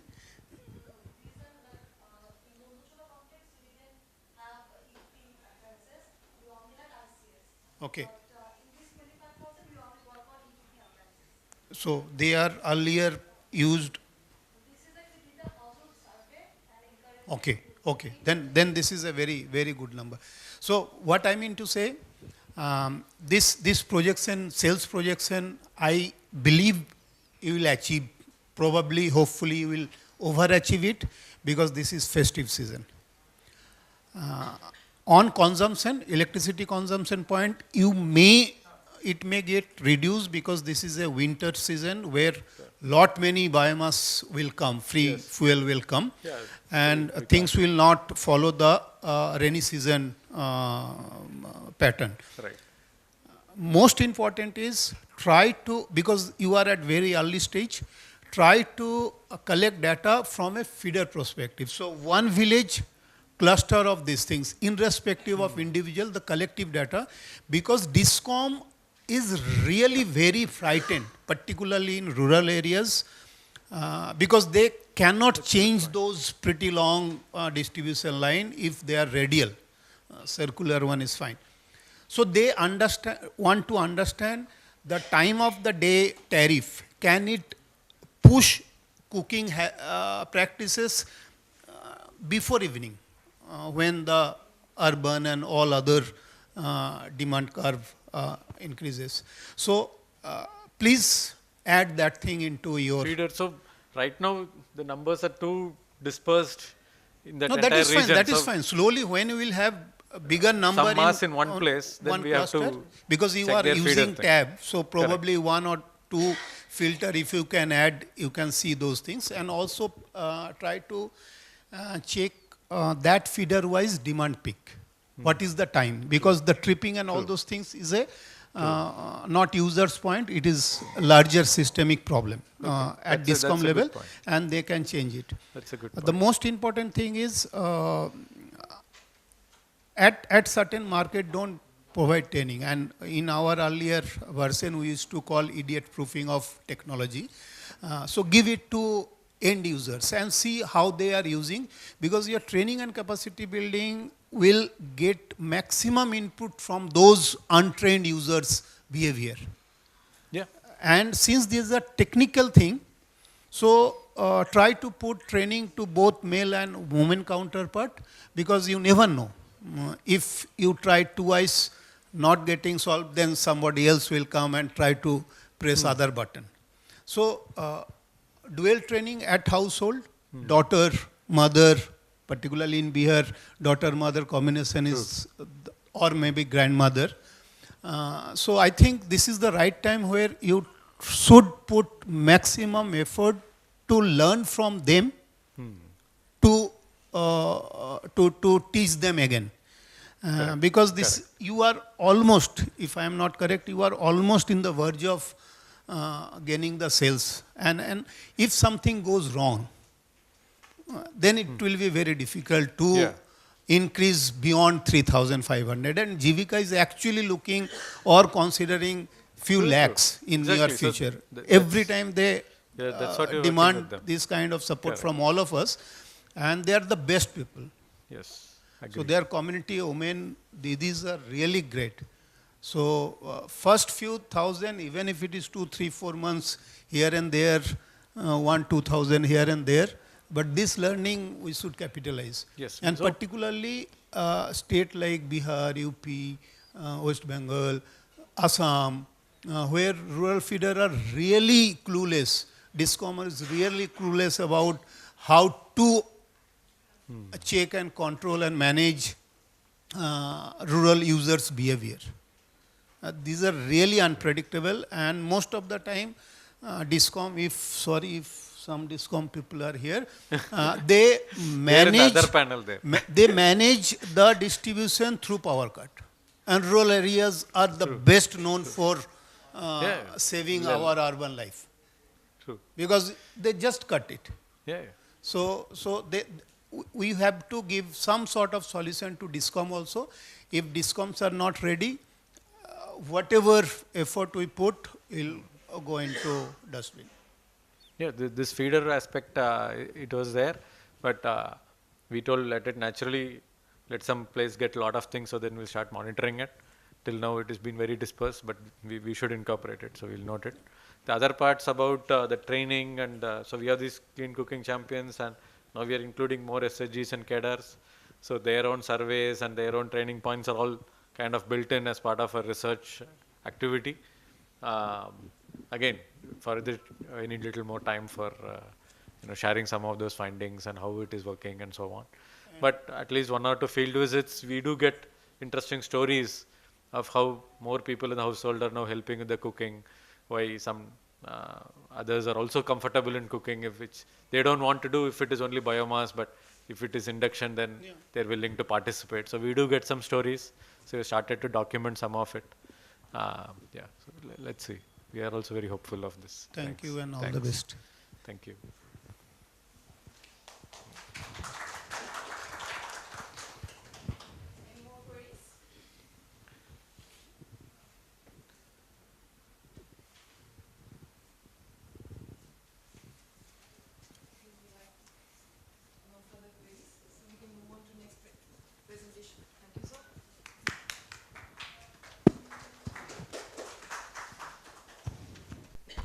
So next, I would like to invite Mr. Sunil Mani. He's an advisor, International Institute of Sustainable Development. His research is focused on the contrast between urban and rural electric cooking adoption, linking lower electricity tariffs to higher usage in cities. Mr. Mani.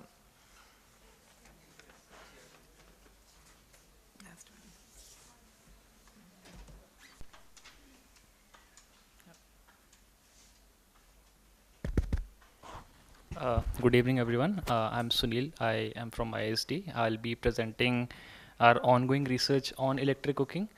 So my colleague Gunjan, who is also here, had also significantly contributed to this study. Right now she's working with C Kinetics, but she worked with me on this study for 6 months, wherein she drove all the field work for this study and also some of the modeling work that we have done. So this is still an ongoing study. We're still working on it. So if there are any sort of critical feedback, we would welcome that, so that we can make the study findings more and more robust. So yeah, maybe I'll start quickly. So I'll start with the India's clean cooking energy access story right now. So in India, as we are all aware that Indian households largely rely on open flame cooking. and only 0.6% households in the country right now are relying on e-cooking. As per the latest NFHS data, 59% Indian households use clean fuels as their primary source of cooking. And most of them, more than 95% of them are using LPG. So LPG is that dominant in the Indian context. And still 41% of the households are still there, who depend primarily on, some sort of polluting fuels for cooking. So this is still a major concern even after, the success that we saw with the PMUI scheme. So yeah, as I said, only 0.64% households in India are using electricity as their primary source of cooking. Of course, a lot more people have adopted e-cooking, but they're still not using it as their primary source of cooking. They're mostly using it as a backup source, and even though it is cheaper than LPG. And only 0.32% of households use biogas. So which means if you add electric cooking and biogas, it becomes around 1%. So out of the 59% that we see who are using clean fuels as the primary source of cooking, only 1% of them are actually using something else apart from LPG. So this is just showing the same numbers. So India has also made a lot of progress. If you see in 2015-16. When the last NFHS round was conducted, that's when 44% of Indian households were dependent on clean fuels, which actually significantly increased to 59%, but there's still a lot of progress that needs to be made in this context. So this is just the background about the clean cooking fuel mix that we have in the country. Now talking about India's reliance on LPG, so Government of India actually spends around 40,000 crore rupees every year, which is around $5 billion US every year as LPG subsidies, and this includes both direct as well as indirect forms of subsidies. So this is the average of the last 10 years, and there are multiple ways in which this money is being spent by the Government of India. First, of course, Government of India has been subsidizing LPG consumption through direct benefit transfer for LPG, DBTL. Then in 2016, Government of India also launched this PMUI scheme, which of course led to significant increase in LPG coverage, but a lot of money was spent on that. And then this very, very important component, which is not discussed quite a lot, but the Government of India also tries to keep the price of LPG refills below the ideal market price, based on if you count the import cost and if you add all of the costs in the supply chain, including the bottling and distribution cost, it turns out that it is supposed to be priced much higher than where it is today. So just to give you an example, right now in India, LPG refills are being sold at around 800 rupees, whereas the actual cost at which OMCs are able to provide it to the consumers is around 1050, which means around 250 rupees they are losing, which we call as under recovery in the Indian context. So OMCs are actually losing that amount of money every refill that they are selling with LPG. And in addition to this 250, this is 238 to be specific in right now in the Indian context, and we made that calculation in-house at IST because there's no such estimate available from PPAC. And yesterday also I was in a meeting where I actually checked with them if there is any sort of data that we can get, and they said no, it is sensitive and we can't really openly provide how much under recovery we are making. So it's basically if you count the total subsidy on per cylinder, including the PMUI households, because PMUI households right now are getting around 300 rupees per refill. So basically it becomes around 550 rupees per cylinder. That's the subsidy that Government of India is providing. But that 238 rupees, that under recovery that I just spoke about, that is happening mostly in urban areas, because in urban areas there are very few PMUI consumers. So in that case, they're not receiving the PMUI DBTL subsidy, but they're still getting that benefit of 238 rupees, which is pricing it below the market price. I don't know why it's not moving. Sorry. Just a second.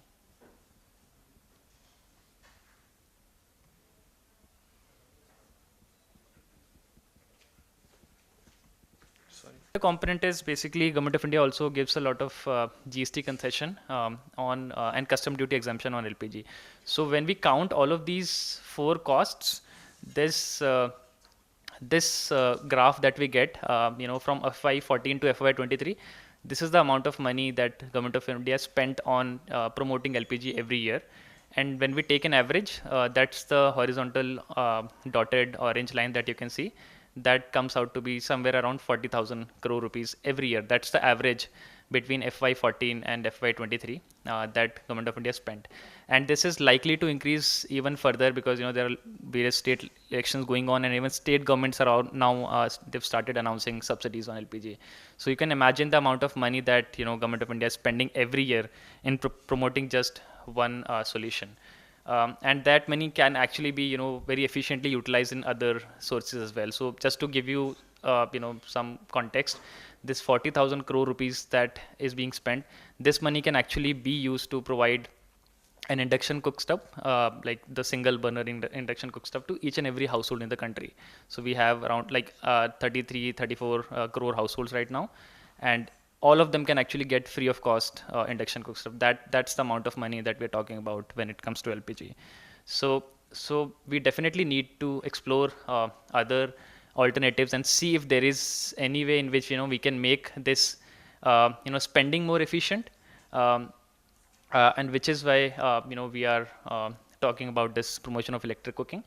And also, just to give you some more context, LPG imports are also rising every year, as you can see on the graph on the right. The blue one actually shows the production, but orange one is showing the consumption. So the domestic production itself is not rising, but if you look at the consumption, that is rising significantly, right? And that's when we are having to import a lot of LPG. Around 2000, 2001, we were in a situation where we are actually self-sufficient in LPG production. But since then, the gap has continuously risen, and we are spending a lot of foreign exchange on importing LPG. That actually, and just to give this data point, it's actually now 65% of import LPG that India is using is coming from imports, as compared to 49% in 2016, 2017. So only in the last 6 to 7 years we've seen such a significant jump in imports. This creates multiple problems. One, it exposes Indian consumers who are already struggling with affordability barrier to international fluctuations in oil prices, right? So if let's say there's some fluctuation in the oil prices globally, that will significantly increase that risk exposure, and government then tries to control it, by keeping it, underpriced, and then that creates a fiscal burden, right? So that's what is happening. So the red line is basically talking about the LPG consumption in India year on year, every year, and the blue line is the production, domestic production. So basically the gap between the orange line and the blue line is the amount of import that we are doing every year. And as you can see, it's significantly rising since 2000, 2001. So that's that. So basically our import dependence on it is increasing, which is then creating a lot of energy security issues for the country. And then it's also difficult to ensure doorstep delivery of LPG refills for all the consumers. And as per IRIS study, the study found that only half of the households in rural India are actually able to receive doorstep delivery. My colleagues at CW are actually trying to figure out strategies to improve that number. But yeah, that challenge is a significant challenge which actually affects the LPG consumption. So that is there. And then also LPG is a fossil fuel. It does not align well with India's long-term net zero commitments. So those are the kind of challenges that we see. This graph is basically talking about India's rising imports. The blue line is basically just showing how imports have risen in the last few years. So that's what the situation is. And of course, electric cooking comes out as a very good solution to address most of these challenges. It's not imported. It's not challenging to ensure doorstep delivery of that. Of course, right now, most of the electricity is coming from coal, but then it also aligns well with India's net zero commitments, because anyways, India is going to make the grid cleaner and cleaner. So in the long run, it will have lesser and lesser emissions. So that way also, it's like a promising solution.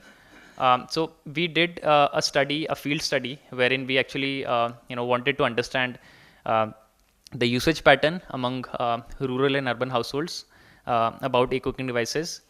We spoke with households who were using electric cooking, but also with households who were not using it, just to understand their perception about it.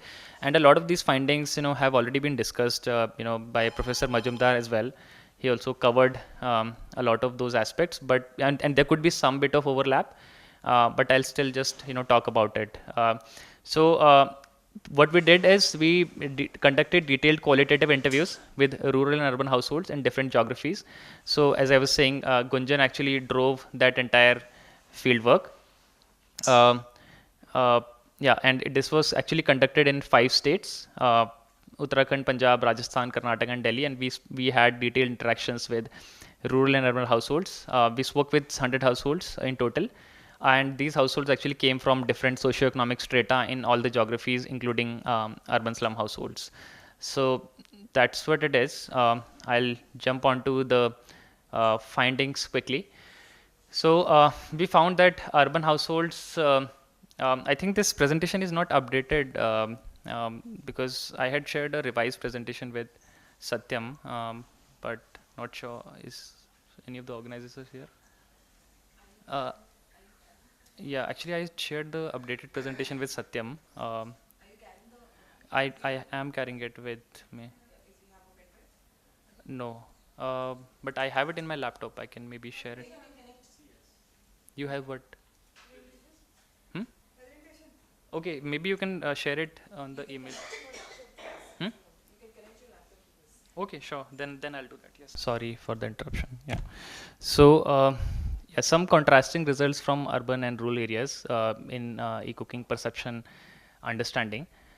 So we found that households, urban households especially, whoever was using it, they reported positive experience about e-cooking usage, and that's happened especially in states with lower electricity tariffs.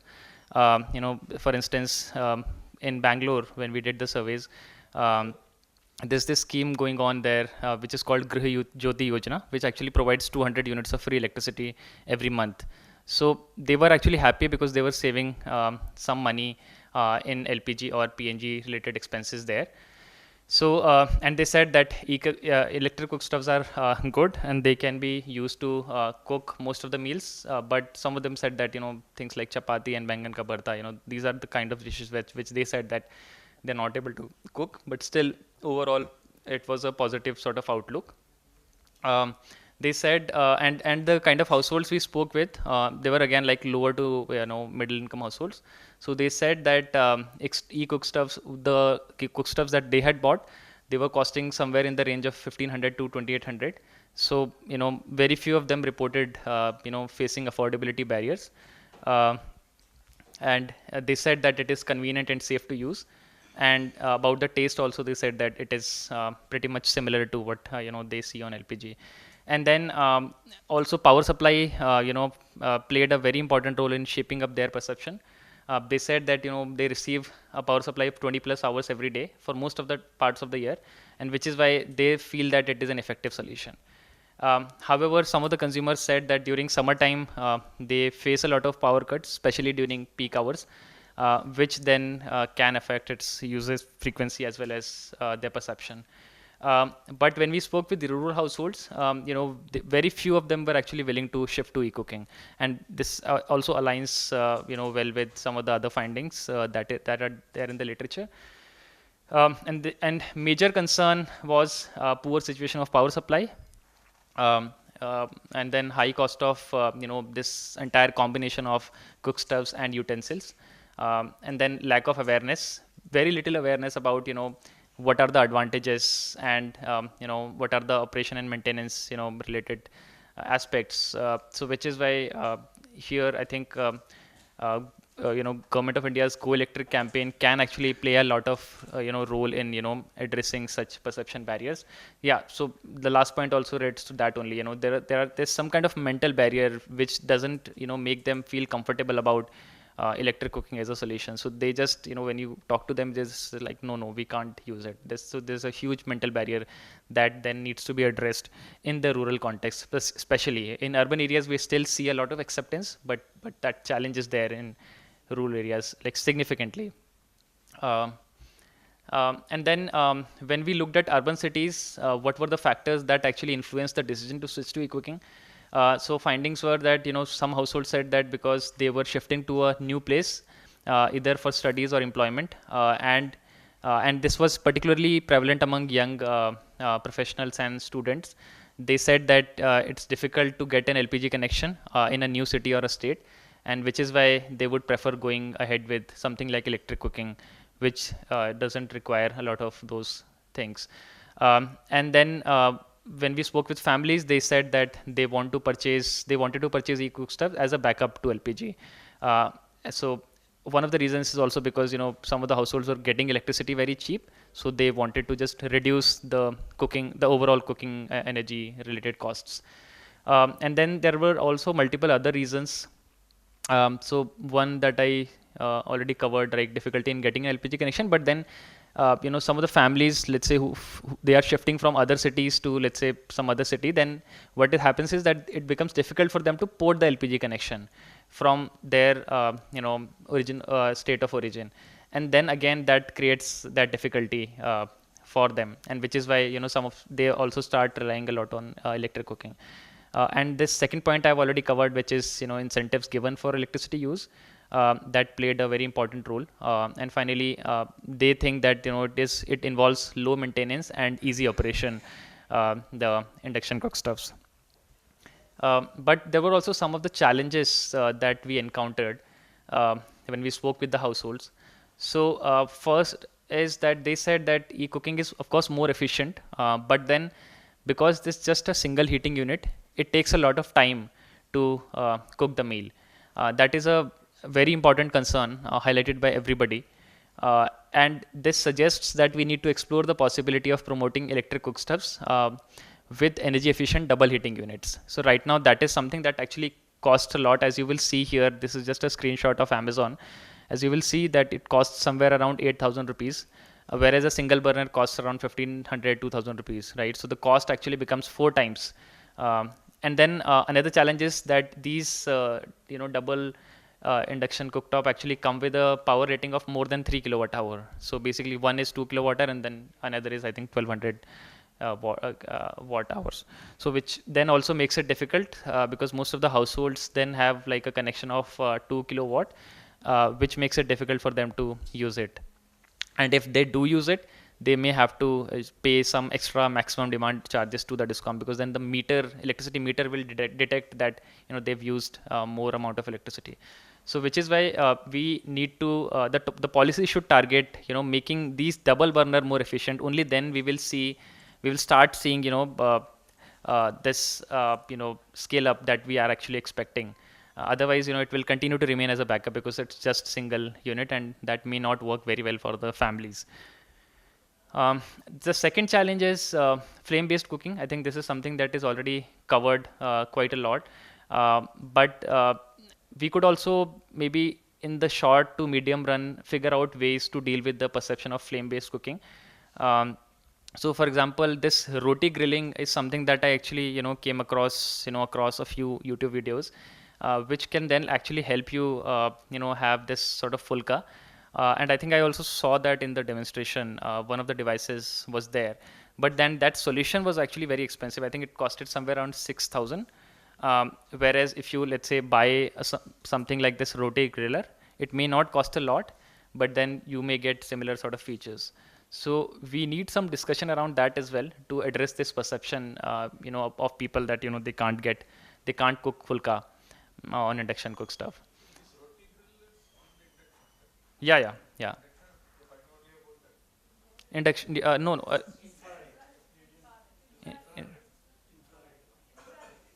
Yeah. Mm-hmm.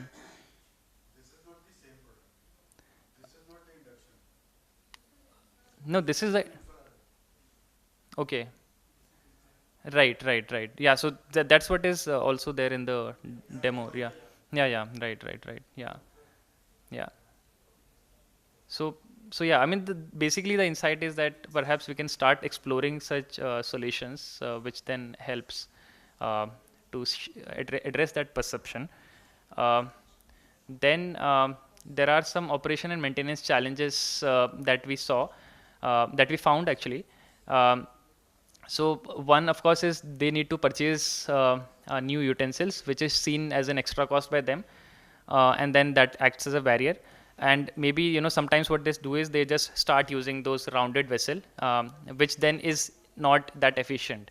So those efficiency gains that we are talking about, you know, that electric cooking brings in, that then will be lost if you start using those rounded vessels. And then some of the users also said that you know, it takes some time for them to actually get acquainted with, you know, temperatures for specific cooking activity. That is another way you know, in which the operation and maintenance could be improved if, you know, there's some sort of training manual or something of that sort. Yeah.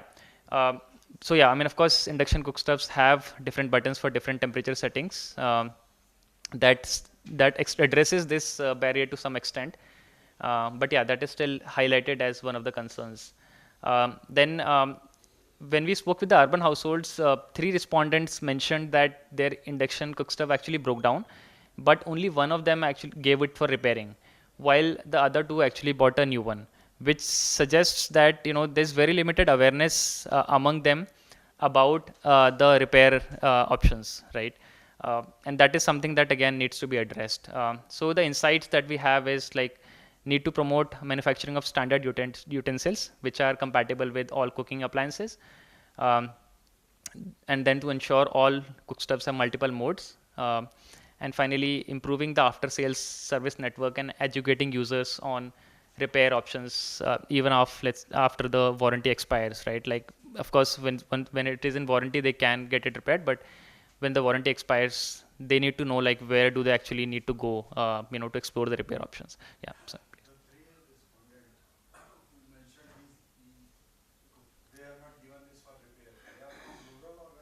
they are from urban. Yeah, even urban households are not aware. Like, only one of them actually gave it for repair, but the other 2, they said that we didn't know where to get it repaired because the warranty has expired, and I don't know like what are the options. So which means that there also needs to be some bit of, you know, I think, yeah, right. Yeah, so that challenge is there. Right. So there are some way forwards. So I mean, rural households, as I said, you know, they have like a great mental barrier in their mind, and then the infrastructure is not also that great. So perhaps in the short to medium run, we can prioritize induction adoption in urban India, because they are the ones who are more receptive, and then wait for you know, the technology to achieve some sort of economies of scale. And then, you know, perhaps with a lot of learnings that we may get from urban context, we can then go to the rural areas with a much more robust solution. And it will free up significant LPG subsidies. And I'll actually present some of the estimates around this after this. But yeah, it is supposed to free up a lot of subsidies, and then that subsidy can then be used to promote you know, other clean cooking alternatives in rural India, whether it is LPG or maybe, you know, we can also think about biogas, because that also is a very, you know, important solution, but that has not scaled up as expected in the Indian context. And then second is need to explore the possibility of promoting induction cookstoves with double heating units, which is very expensive, but that is, you know, a necessary sort of requirement for Indian households if they really want to shift to the you know, primary or exclusive use of double burner cookstoves. Third is focusing on research and development to develop innovative solutions to address consumer perception around flame-based cooking. Fourth is promoting the manufacturing of standard utensils, which is something that we've already covered. And fifth is improving the after-sales service network and educating users on repair options even after the warranty expires, as, you know, local mechanic, as sir was just saying, right? So those options we need to explore. So this is about the survey findings, but then we've also done some assessment in terms of assessing the long-term potential benefits of promoting electric cooking for the government of India particularly. And these are based on some of the modeling exercises that again Gunjan had done. And we've taken some assumptions for this, and of course we can you know, play around with these assumptions, and then the results will, you know, of course change. But the idea here is to just show you know, the results based on what assumptions we have taken, and we can then continue to revise this. Because, as I said, this is still an ongoing work.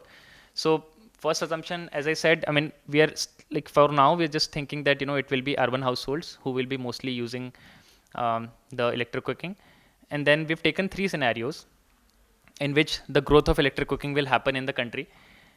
One is high scenario, one is medium, and one is low. So in the low scenario, we expect that electric cooking will only reach to 20% of the households in India, and that too only urban households.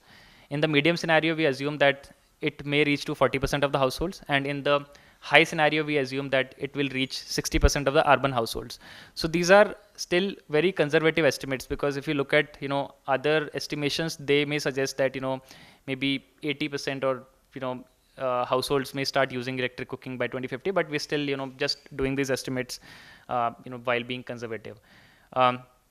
Then by 2050, 68% of the Indian households will be living in urban India, which means when we say that, let's say if we say that 60% of the urban households will be using electric cooking in urban India by 2050, so that 60% is of 68% who are living in urban India, which means 41% of overall Indian households will be using electric cooking, and they will all be based in urban India. For now, that's the assumption that we've taken. The third assumption, next assumption is typical urban household who is not using eCooking will continue to consume 8 LPG refills, and that's what various studies, database studies suggest that that's the amount of LPG that urban households use on an average, 8 LPG refills in a year. And then the next assumption is once an urban household shifts to electric cooking, they will not straight away shift to electric cooking. What they will do is they were consuming 8 refills. Once they shift, they will start consuming, let's say, 6 refills. In the first few years, let's say from 2024 to 2030, they are only consuming 6 refills, and then so which means 6 refills, which means they were consuming 8, and they've reduced their consumption by 2 refills, right? So it's just like 25% substitution that has happened, and that substitution becomes 50% in the period of 2030 to 40, and that substitution becomes 75% between 2040 to 50, which means from 8 refills, they've now shifted to 2 refills per year in 2040 to 50. So again, this is a conservative estimate. We're not saying that it will completely displace LPG. They will just gradually do it, right? And that's what makes it slightly more conservative. But yeah, I mean, as we will see more and more technological improvement, we will see, adoption of electric cooking to a greater extent, and that's what this entire modeling exercise is based on.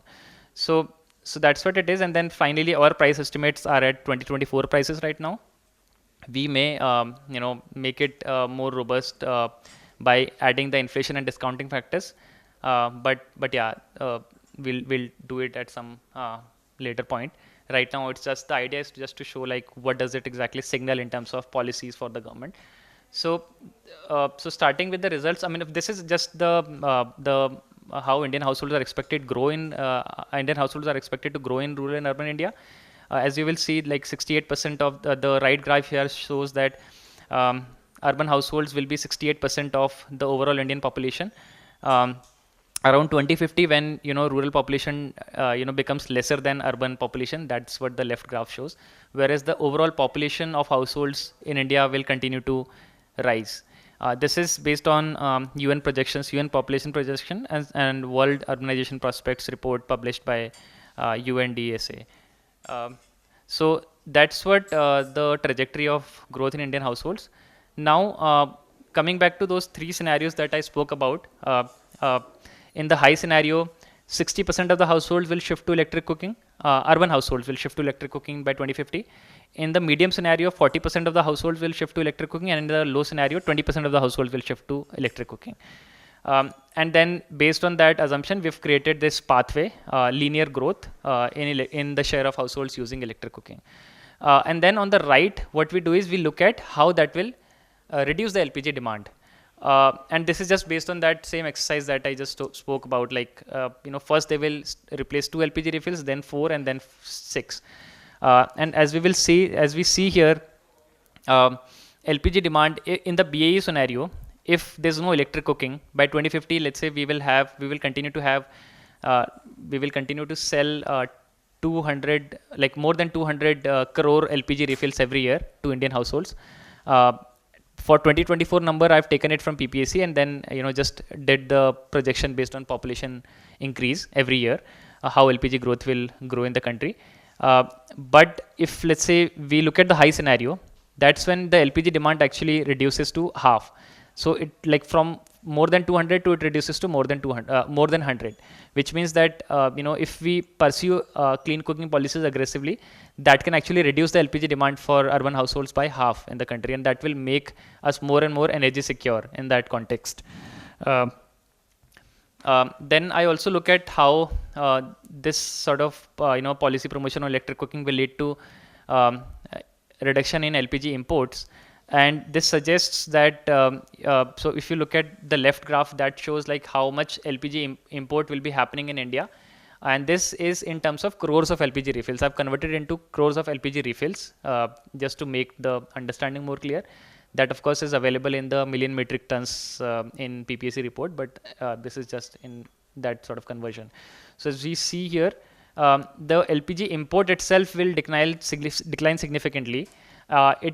In the BAU scenario, when there was no electric cooking, it would have been somewhere around 180, 190. Whereas if you look at high scenario, by 2050 it reduces to less than 100, which is what is less than what we import right now, right? So what this shows is that the impact of electric cooking policy promotion will be visible in the longer run, not quite a lot in the shorter. In fact, if you look at the results till 2030, there's not a lot of difference that we see in all the three scenarios. But it's only after 2030 and 2040 we start seeing a significant sort of reduction in LPG imports.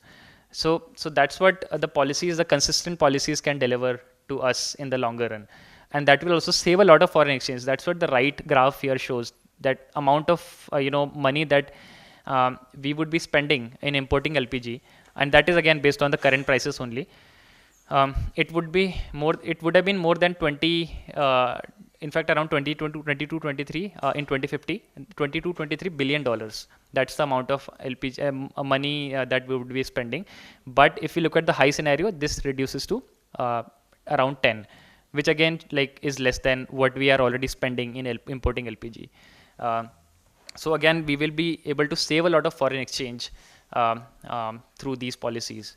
And finally, it can also save a lot of subsidies. So as that subsidy number that I was just speaking about, around 238 rupees that Indian government is losing on LPG refills, every LPG refill that are being sold in the market for urban consumers. This actually can significantly decline. If you look at the left graph, which shows amount of money spent by Government of India and under recovery, which is also, I call it indirect subsidies, because that's not directly giving it to the consumer, but indirectly pricing it at lower market price. This would have been more than 50,000 crores by 2050, but as you can see here, in the high scenario, this would be lesser than 30,000. Again, like a significant impact on subsidies, and it will save a lot of money for the Government of India. And then again, this saving can then be utilized to promote other sustainable clean cooking solutions like biogas in the rural areas. And finally, the graph on the right actually shows how much will be the cumulative subsidy savings. So as you will see, it by 2050, in the high scenario, it will go up to 180 lakh crores, which is around 1.8 trillion rupees. So that's the amount of money that it can save to the government, if they pursue electric cooking promotion policies aggressively. So yeah, these are some of the scenarios that we have created. Yeah. Do I have time? No? It's done? Okay. Yeah. I had one more slide, but maybe I'll just end it here. Okay. Okay, sure. I'll just cover it. So basically, another thing that is being told about electric cooking is that it is emission intensive, which is true in the current, because the current grid penetration has a lot of coal, and which is why it's more emission intensive. But in the longer run, as I said, once we start greening the grid, it will offer significant opportunities to decarbonize India's cooking system, which is not currently the case with LPG. Because LPG, so there are some short to medium term recommendations based on this. So we can prioritize electric cooking states which already have higher penetration, like Karnataka and all, because they will be having lower emission intensity of electric cooking. This is a short run solution. Then we electric cooking with Government of India's rooftop solar scheme, which is Pradhan Mantri Surya Ghar Yojana. So we can also, provide electric cooking solutions to those households. And then we need to continuously, make research and development on making e-cook stuffs highly energy efficient, so that their power saving capacity can be increased, and then that will compensate for the higher emission intensity that electric cooking may have. So yeah, these are just numbers, like just comparing how much of the electric cooking, like emission factor for different types of cooking fuels in the country. And so as you will see on the right table, electric cooking for a typical household, they will emit every year 700 kg of CO2 per year per household, whereas with LPG the emissions would be only 330. So it's less than half with LPG in the current context. But yeah, we're talking about the longer term opportunities here. So yeah, that's what. Thank you so much. And these are some of the next steps what we are doing. Yeah. So, thank you.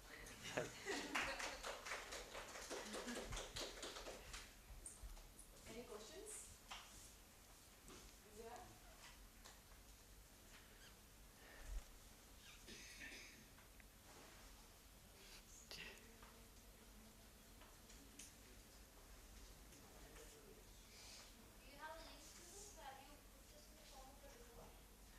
No, it is still a work in progress, but the report is supposed to come out in February next year.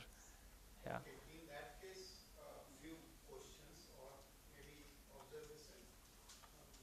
When we do fuel to fuel comparison or fuel shifting, like from 8 cylinder to 6 cylinder, then device efficiency should be factored. Mostly we do the calorific value of LPG and then replace it by electricity, and we do a simple mathematics. So things are not considering that. So induction cookers are highly energy efficient, and LPG and other devices are not. Second, the price sensitivity, affordability. So we are thinking, although people are shifting from urban and they will go for cleaner fuel, but rural people will also going to increase their usage. So overall at national level, although we have 15% national target based on 2005 till 30 to reduce the LPG consumption or import, but these parameters need to be checked. Third point is this device. Don't give these recommendations in isolation like 2-burner stove. Our feeder cannot sustain it. So also give recommendations that village feeder level enhancement or whatever infrastructure development, those kind of things, because there are several self-conflicting report at national level coming to Niti Aayog, coming to CEA, and these are all credible organizations. We, like you all, we are doing.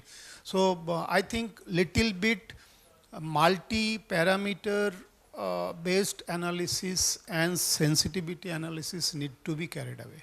And this cannot be done with Excel sheet, believe me. Some advanced modeling softwares are to be used. And then there will be acceptance, and actually then policy intervention will be more effective. Because now most of the government, only because of this kind of report which is raising question about the assumption, methodology, they are actually hesitating to take any decision either way. So we have to clear this kind of doubt. We can have bilateral discussion on this, but I think modeling is the only way. Even if you see, Niti Aayog is not using their ISS 2047. Often, whenever we put some recommendation, they switch off their portal. Why? Because actually data are not available at that level. And they try to develop a very robust solution, but without data, even a robust methodology may not show us a real future picture. Yeah.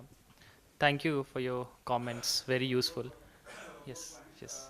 In one of the slides, there was the cost of dual ICT. Right. Which was coming around 8K. And what I understand, the single ICT is costing around 2,500 or 300. So is the interviews and the surveys is still on, or you are No. carrying it out, or No, it's over. The survey is over. survey is over? Yeah, Okay. but if you have anything to So like, I ask think me. we can check why they want dual ICT. If it is costly, they can buy two single ICTs. Two single ICTs may cost them 5,000 or 6,000. If the Right. cost of dual is 8,000. So is there any resistance to that, or Yeah. will this be acceptable? So I think one of the concerns is, and the point that also spoke about, like the power rating itself, because Power you cannot change. yeah, See, the single power, if single one is taking about 2,000, right, the dual is taking 3,500 only because there is a constraint in Indian household. right. And yeah. what I understand, in the dual ICT, if one is working at 2,000, the other will work on 1,500. Right. Or it can be other way around also. Yes. But can customer not prefer to single ICTs? Sir, as per our our understanding and market experience goes, the cooking habit is nothing to do with the pocket first. The way I cook, the way I like the taste, I'll try to stick to that. And that's why in LPG sector, if you see the device with 3 burner, 4 burner are going up, because nobody wants to put that much time in kitchen, be it urban, be it rural. But and mostly when LPG penetration is so high, and now they are shifting to electricity, so 2 burner versus 2 burner comparison comes into our mind. And this is how it is very difficult to change the change behavior. So once they are coming from, we all are coming from biomass to LPG, stabilize there, then again you ask me to change my cooking habit, cooking time, cooking practices, utensils, just for the induction, it will take time. And these are stacking process. So nobody will throw out the older devices. How much I can shift is the question. And discoms are pushing hard to shift completely, because energy market is very easy to manage, unlike LPG distribution and everything. But only thing is, at what time we can have the peak demand, how flattened electricity demand we can have or can manage. Only cooking problem is you cannot have a control over billion people, 1.4 billion people. So that is the risk. So that's why. Probably what you are bringing up is, you have a twin ICT, right? Which costs higher than if it's a two single ICTs which are placed side by side. It serve the same purpose. In LPG, probably the only constraint is you can have two gas cylinders serving the two single burner LPGs. And you're right, I mean, there are two burners with a single feed. And that single feed also supports 3 burners. That single feed also supports 4 burners. His point was, why can't we have, since it is cheaper, I would say less expensive, not cheaper, cheaper is not the right word, less expensive, why can we not have two single burner ICTs or induction stoves, single plate induction stoves, sitting side by side? That is probably what his question is. Yes, and in case of LPG, Type of solution customers are opting. So they are doing frying in one, and then they are using the kettle to boil the water and pouring the boiled water instead of pouring cold water. So in kitchen, the cook's habit is unpredictable. On that point, you are absolutely correct. And do in number of survey, you will get in number of surprises.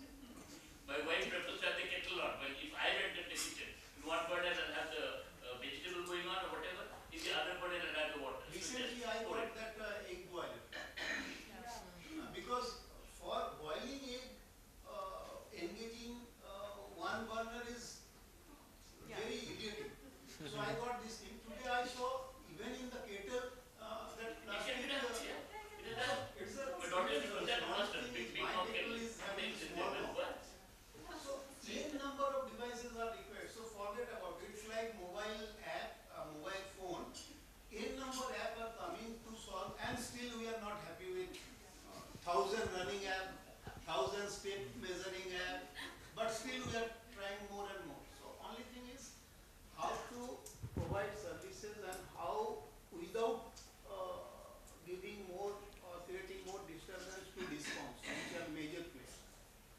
Which on today's date, if we survey any discount, 90% plus people will have more than connected load, using more than connected load. And not paying for it also. They are not paying for it. And politically, discom will not ask for. So political decision, we have to give respect to those. It's a complex thing, and only thing is we should see small market, how in a small market ecosystem, be it urban, peri-urban kind of thing, all stakeholders are getting benefited. That is the solution. And at state level, I am actually looking for that kind of solution. I'll first talk to DISCOM. Are you ready? No. If e-cooking start with E and e-supplier are not ready, forget. It won't happen. Any day they can go, send their lineman and say, okay, what is your connected load? This much. How much you are using? 1, 2, 3, 4, 5 devices? Sorry, give They can calculate 5. And they are charging fine, and this is how they are actually disconnecting the defaulter. Right. So at field level, things are very difficult, and you just cannot have regular power cut at evening, at morning. So they are just balancing. And with this, with the induction cook stoves, we've got to see it as a combination. Utensils are expensive, and utensils, you don't have specific utensils. First level education with the consumer should be usage of utensils.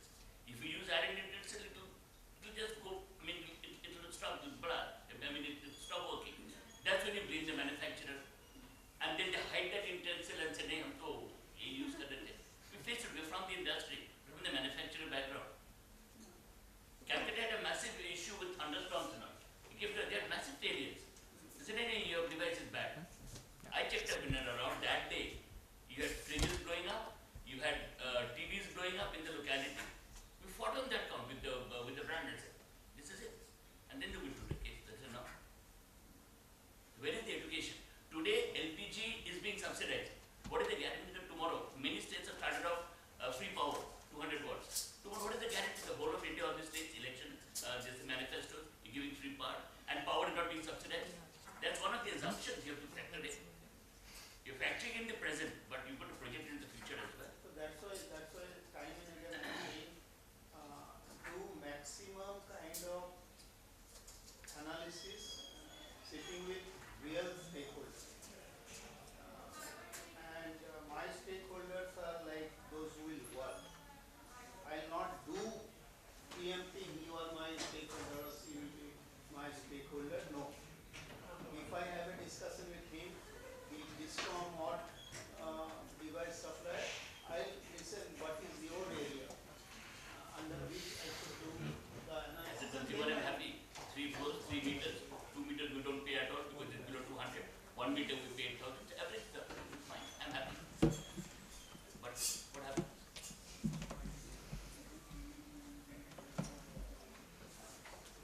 Anyway, I mean, Thank you so much for that discussion. I think that will definitely, you will be able to at least add those political and social dynamics into our report, at least, just to be aware about it. So yeah, thank you so much. Thank you, everyone. With this, I would like to close the session, and I would like to thank the speakers for all the knowledgeable sessions. Thank you for sharing your research findings, and these are very helpful in taking the policies, helping make policies framework. And I also want to thank the participants for their active participation and good feedback that we got from you. So thank you very much for this session. One request is there is a feedback form in your bag. So if you can please fill it and submit at the reception. Thank you, everyone.